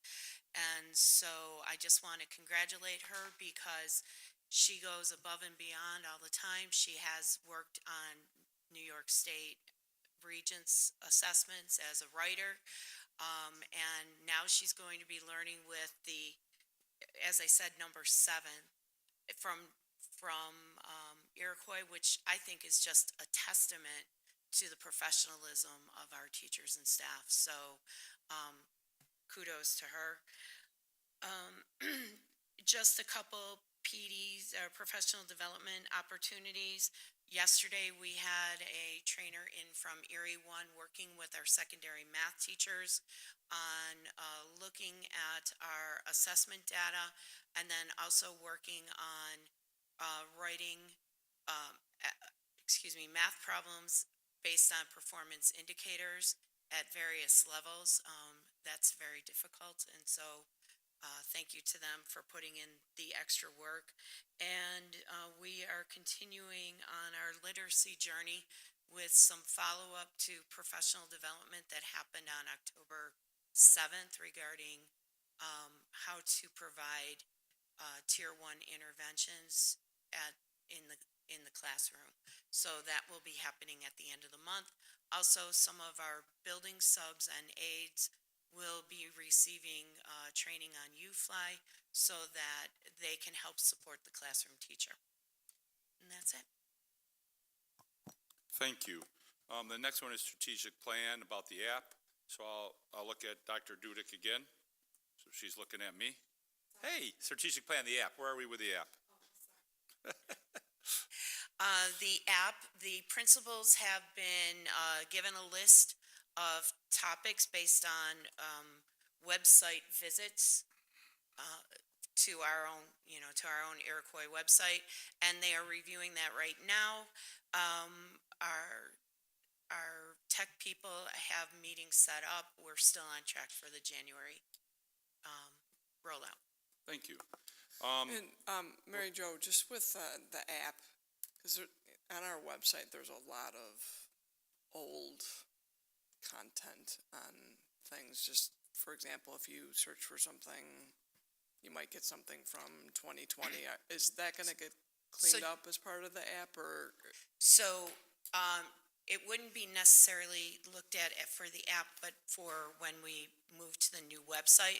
But just as a reminder that when you put in a topic to search for in the search bar, it is a Google search, so it goes back into a Google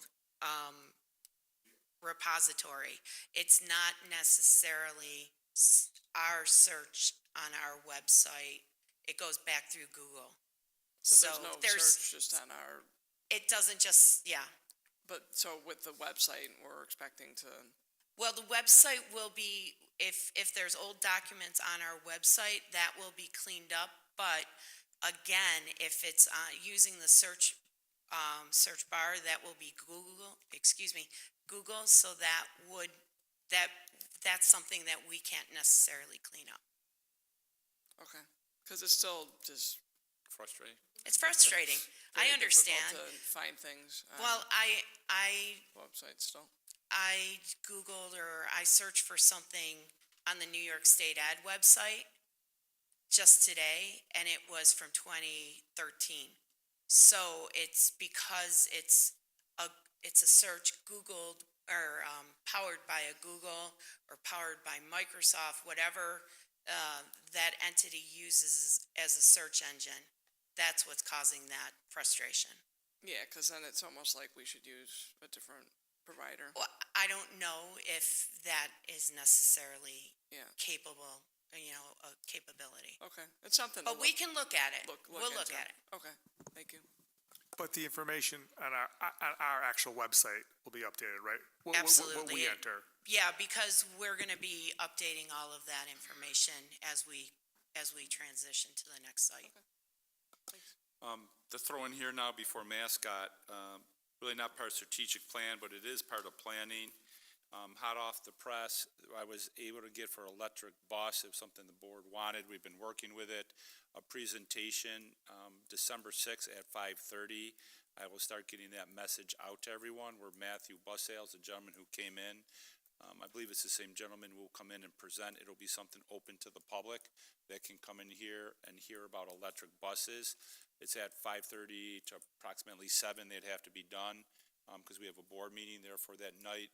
I would recommend the board start the meeting at 7 and have executive session afterwards, because otherwise you run into time. And honestly, they apologize. It's just in high demand right now for having these presentations and going around, which it was very hard to schedule, getting someone to come in and do it of the caliber we wanted. Thank you for getting that done.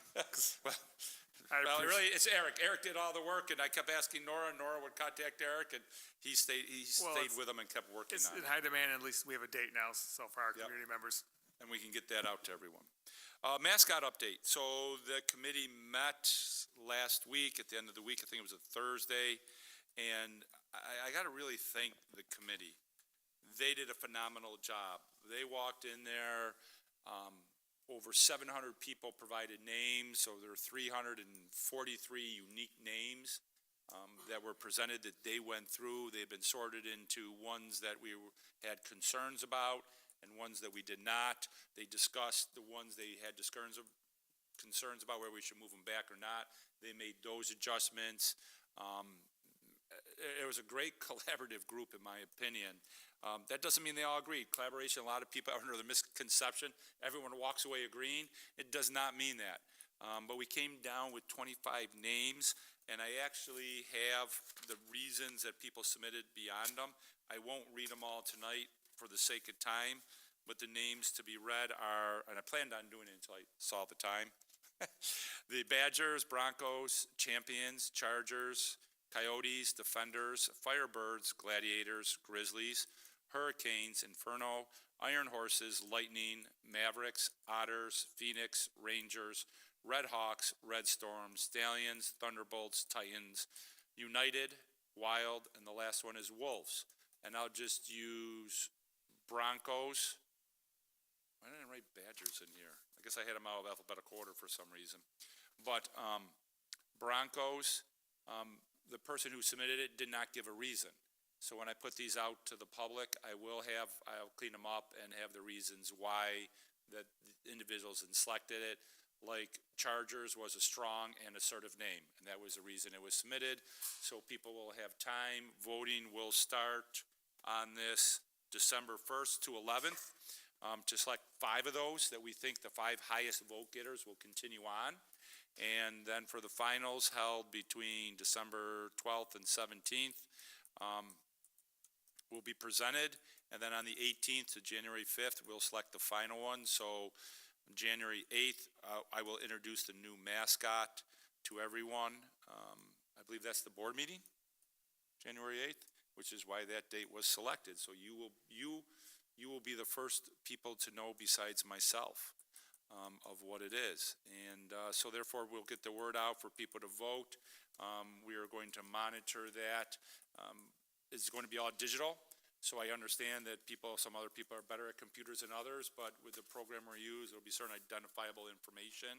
So we were really going to try anyone trying to sway the vote to one that they love more than any other one. But they're all good names, so, integrity is always good. Last thing is, any questions on mascot? Recognitions, ITAC recognition on Friday the 20th. ITAC was honored with the Community Partner Award at the Prevention Council at Erie County 75th Brunch. Mission is promoting healthy behaviors through substance abuse prevention and intervention with a vision of empowering communities living free from impact.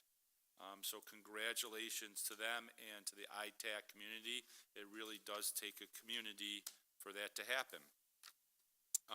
At the middle school, they're developing a history club, and they're partnering with the Alma Historical Society. There's 5th and 6th graders are involved. There's 17 kids. So thank you to Mr. Bennett. That's a great new thing that he is doing with the students. Let's see, last week we were fortunate enough to have one of our amazing middle school parents, Cindy, provide a class with fun and impactful improv community activities. Cindy works for the Buffalo Community Collective to provide youth as well as adults important skills such as self-confidence, teamwork, and humor. And that's really where we're at, the self-confidence. We were talking about that earlier, and teamwork. They are exploring their creativity and learn new skills while having tons of fun in the process. So thank you to her and the dedication to the district, the work the Buffalo Comedy Collective does. Thank you to our mascot committee. I already thanked them. Diversity Club, last night, I was trying to attend it. I just couldn't do it because of how late the meeting went last night with teachers, with Band Against Bullying. They went and attended that, and that's a great thing for them to stand up. It's Mrs. Slowick does that club, runs that club, and it's one of the things trying to help prevent bullying and how to stand up against it. And it was the 10th annual Band Against Bullying, 6 schools participating, and we had 8 students involved with a mix of live performances, videos, and artwork. So a great job to them. Suicification of A Midsummer Night's Dream. I don't know if anyone else attended it. I went Saturday afternoon, And so it was a spectacular performance, and I gotta say, the highlight of mine, was the second half. At the second half, there was a play within a play, and to hear the students laughing, the little students that came to it, the younger children, just laughing and enjoying the humor that was on the stage at that point, and then seeing that infectious laughter go into the adults, it was just a magical night. What's this one? Just wanted to share the results of the modified field hockey. Raised money for breast cancer awareness this month, raised $2,200, and it was donated to the Cancer Foundation. Very proud of the girls. Here's a picture of them with their check that they did. So congratulations to that act of giving back.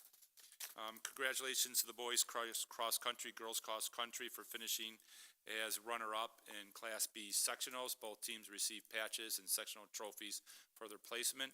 Chase from the boys team is headed to state championships this week, so good luck to him. The girls field hockey team, Far West Regional champions, so congratulations over that championship. And they are participating in the state semifinals this Saturday on Long Island, and if they win Saturday in the semifinals, the finals is that Sunday right there. And I am done. Thank you.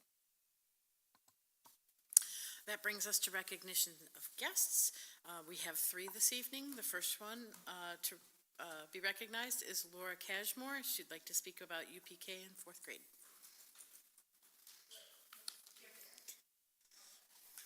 Well, the reason you need the mic is because people at home and being recorded won't pick you up unless you need it. So this is televised. Hello? Okay. If Heather could follow up, because I know we're allotted 3 minutes. And okay. Okay, first off, I want to say thank you for making this a collaborative effort with the community. We really appreciate it, and I think you guys are doing a great job asking really good questions, and I can really tell that this is a team effort, that we're exploring this really big decision that has a lot of different angles, and I'm here to just bring probably different perspectives than Mr. Schofield has had today, but it's not to agree or disagree, it's just really for discussion. So I just want to preface my speech with that. The Facilities Committee determined that the Alma building needs 5 to 6 classrooms to move UPK in and address constraints. Moving out 4th grade only gets it 3. The issue of spacing is not resolved in Alma, and UPK will be filling up 1 immediately and eventually the other 2 if expansion occurs. Truly no space will be gained. So therefore, the question needs to be, how can we continue to meet the needs of all students and implement a successful UPK program without accruing high costs for taxpayers while prioritizing student and staff needs for all? Questions to consider. What other options are there to assist Alma with space? Do we redistrict the elementary bus routes to balance out population throughout all 3 primary buildings?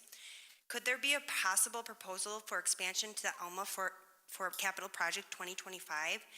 Do we wait to see what happens with the leveled off numbers in the community, or if they start to decline again, to make a decision for an addition?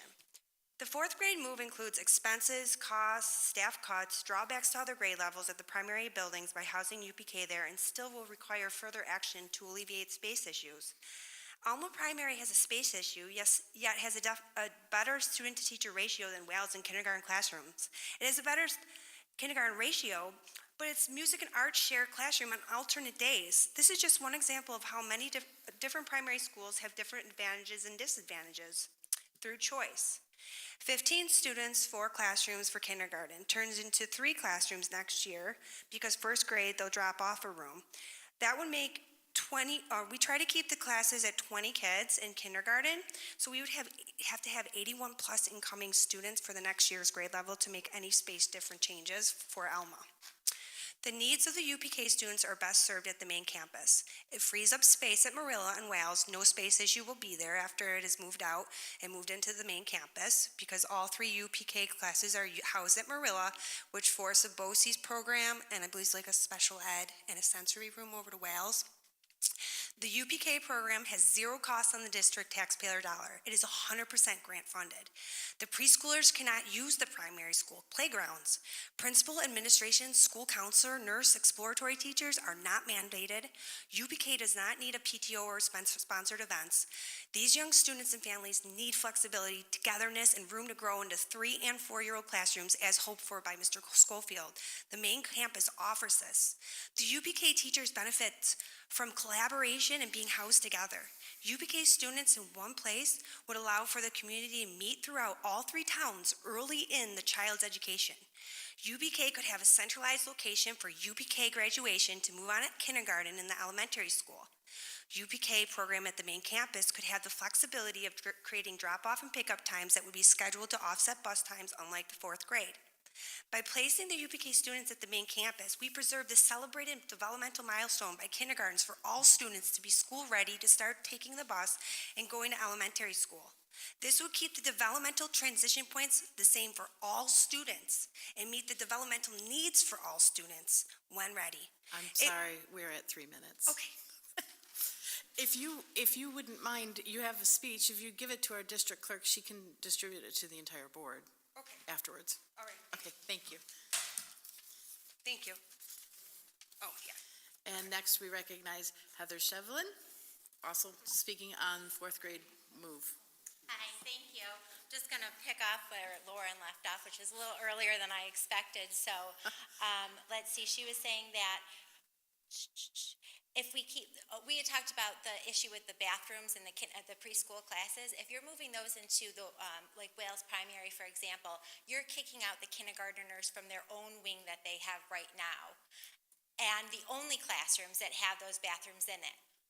The kindergarten classrooms do not all have aides, and they do not all have full-time aides. So now those kindergarten classrooms are in classrooms without bathrooms in a different part of the school. And so the UPK moving in is really affecting other grade levels as well.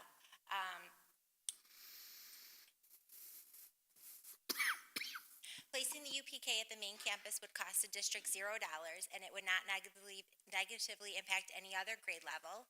At the last meeting, the presentation included approximate cost of $100,000 to $150,000 for the model that we're discussing of this separate building. We know that model includes the hiring of at least a principal with elementary experience, support staff, and a counselor, presumably also a nurse to replace the floater nurse that would be coming over.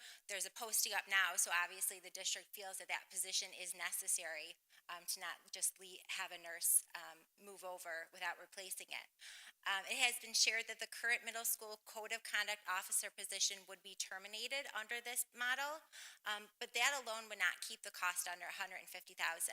What other positions are we proposing are going to be terminated? One of our 4th grade teachers when we combine the 3 schools, and the cost is merely Mr. Schofield's projection of salary. They will be incurred annually, and it does not represent the district's actual cost of employment. It also does not include supplies, resources. We talked about how much a playground would be, the recess equipment.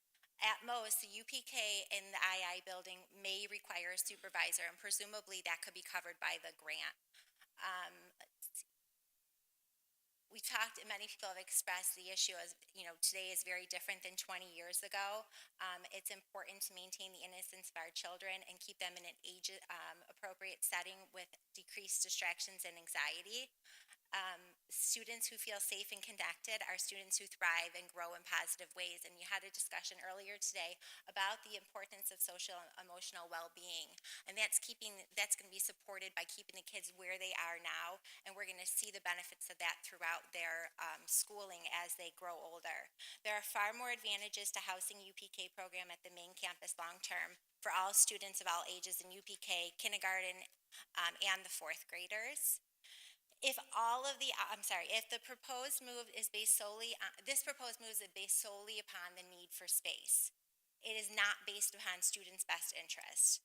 We would not be discussing moving the 4th graders if it was not a spacing concern. And in fact, several administrators have said that they would prefer to move the 5th graders back if there was space. Please do not make this move at the peril of our students without first examining all options with due diligence and seeking the community's input. And don't just assume that the community will dismiss other options. We're prioritizing UPK, which serves less than 40% of our district preschool-age children Excuse over me. other students. We're at 3 minutes. Again, please share the rest of it with our district clerk so she can give it to the rest of the board. Thank you. Okay, and next I'd like to recognize Lisa Wizakowski, who would like to speak to us about website app communications manager. Hello. Thank you for letting me speak.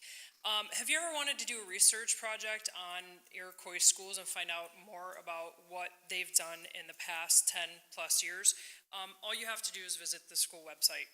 I know you spoke about the Google search, but that powerful feature doesn't necessarily give you current information that a parent could be looking for on the website. There is a lot of old information and outdated, including things I've looked for recently for something for my students that goes back to even 2011, but I couldn't find the thing from the current school year. Of course, I'm speaking in jest about that, but it's the reality. Over 5 years ago, I spoke to the board and the administration to bring a lot of issues with the website to light. Some changes were made, which is great, but not enough. We have some wonderful staff who work hard to get information out to the parents on the website or the Facebook page, but it's not enough. Typically, these Board of Education meetings aren't even posted on our district's Facebook page to get that out to the community.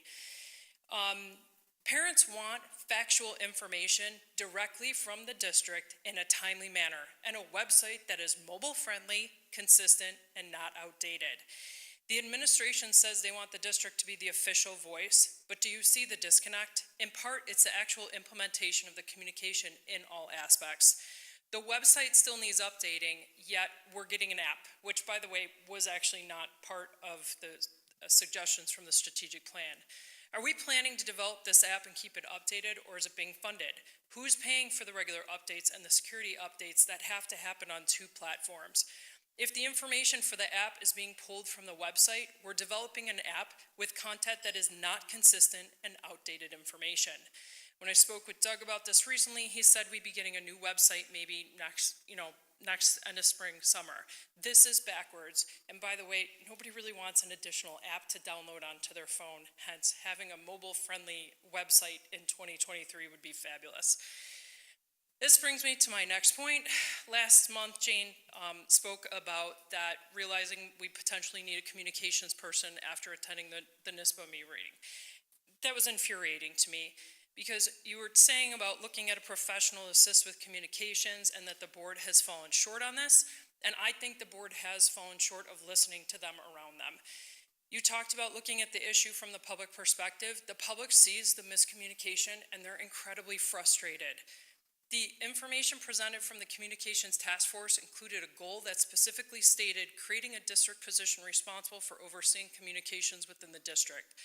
The professionals on that task force spent time reviewing the position with from other districts and listing benefits and things like that from the community. We had asked for that position to be considered to build with the momentum of the strategic plan and the building of the athletic complex at that time. And we felt that defining and staffing that communications manager to oversee those communications was critical to the success of this plan and moving forward in the district. The plan and the things that have been set forth have still, a bunch of them have not been followed up on, that was put forth to the public, that so many people put so much time, effort, and energy into. And it's incredibly frustrating to see that happening and then talking about moving on to another strategic plan. I feel like it was a mess. I'm very disappointed. I feel like no one's listening. The district did its due diligence in hiring a firm for the plan, but I feel like it's gotten partially botched when the strategic intents that were presented by the task force for communications weren't even presented properly. We tried to address it. It wasn't changed. I feel like it wasn't taken seriously. We're at 3 minutes. Okay. Thank you. Thank you. Yes, again, if you have more, if you'd give us a copy of it, we'd be happy to read it. Okay.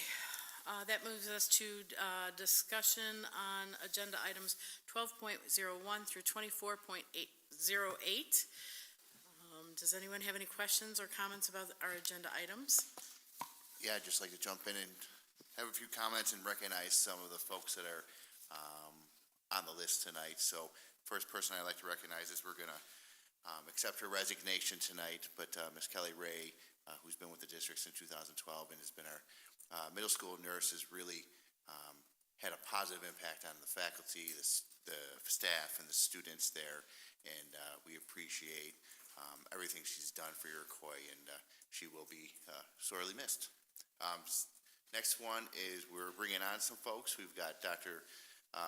Lucy Ann Gordon, who's going to be joining the music department. She comes with a lot of experience, and I think she's going to be a great addition to the music department, as well as we have Jane Cass joining us as a teacher aide. She's going to be down in Elma helping out there. I think she's going to be another great addition. And it was nice to see some recognizable names on the list. We have Sue Tishy and Jen Trito.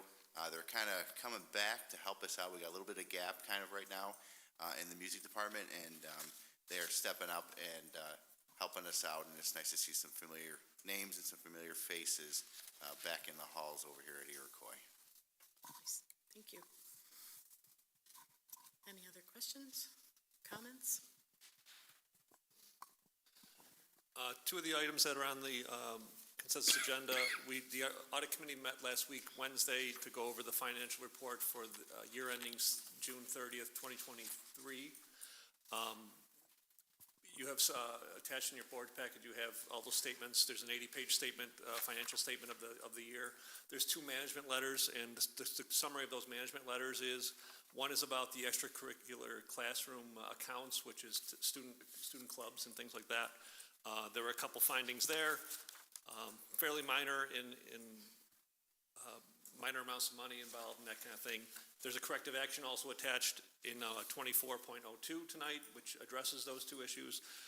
And on the financial statements of the district, there was, in the management letter for that, there were no deficiencies in internal control. There were no material weaknesses found.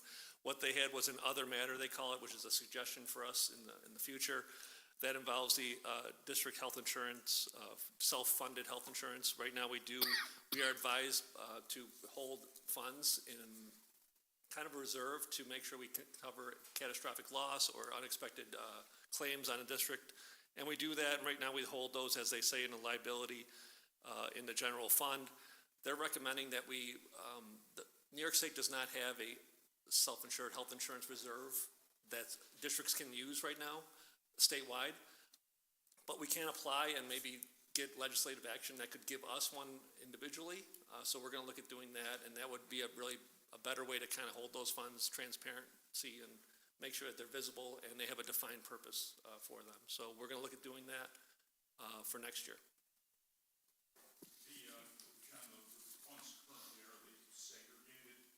Yes. Yep, they are clearly identified, yes. The last thing is, we do have donations from many people, but and they're all important to recognize, but the one I really want to recognize is the Iroquois Foundation. They consistently look to raise money, bring it back to the district. It's all locally run. They just had a meeting this Monday that I attended to, and this is just a great group, and they also are the ones that come and present the Academic Achievement Wall of Fame to recognize people in our district for their achievements. So thank you to them, and thank you for all they've done over the years.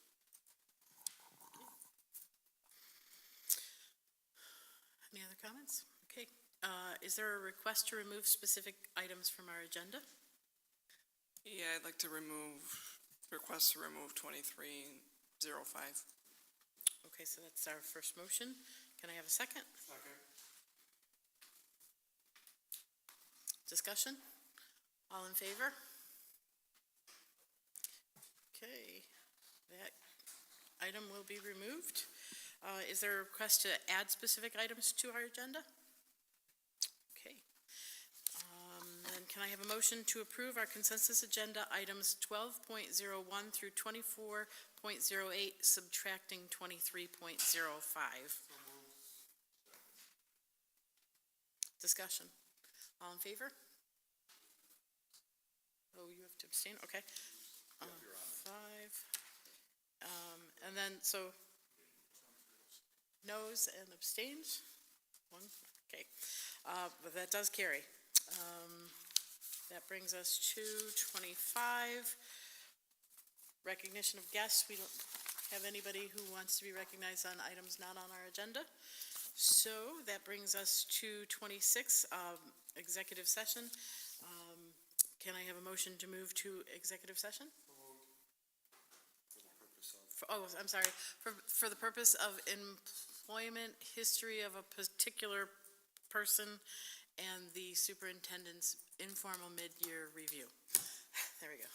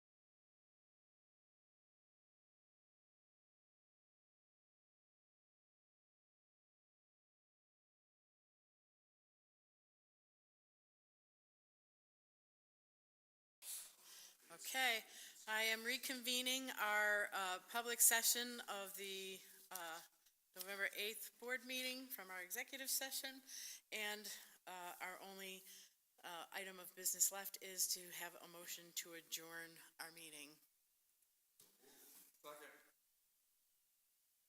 Discussion, all in favor? 6-0. That motion carries. We are adjourned.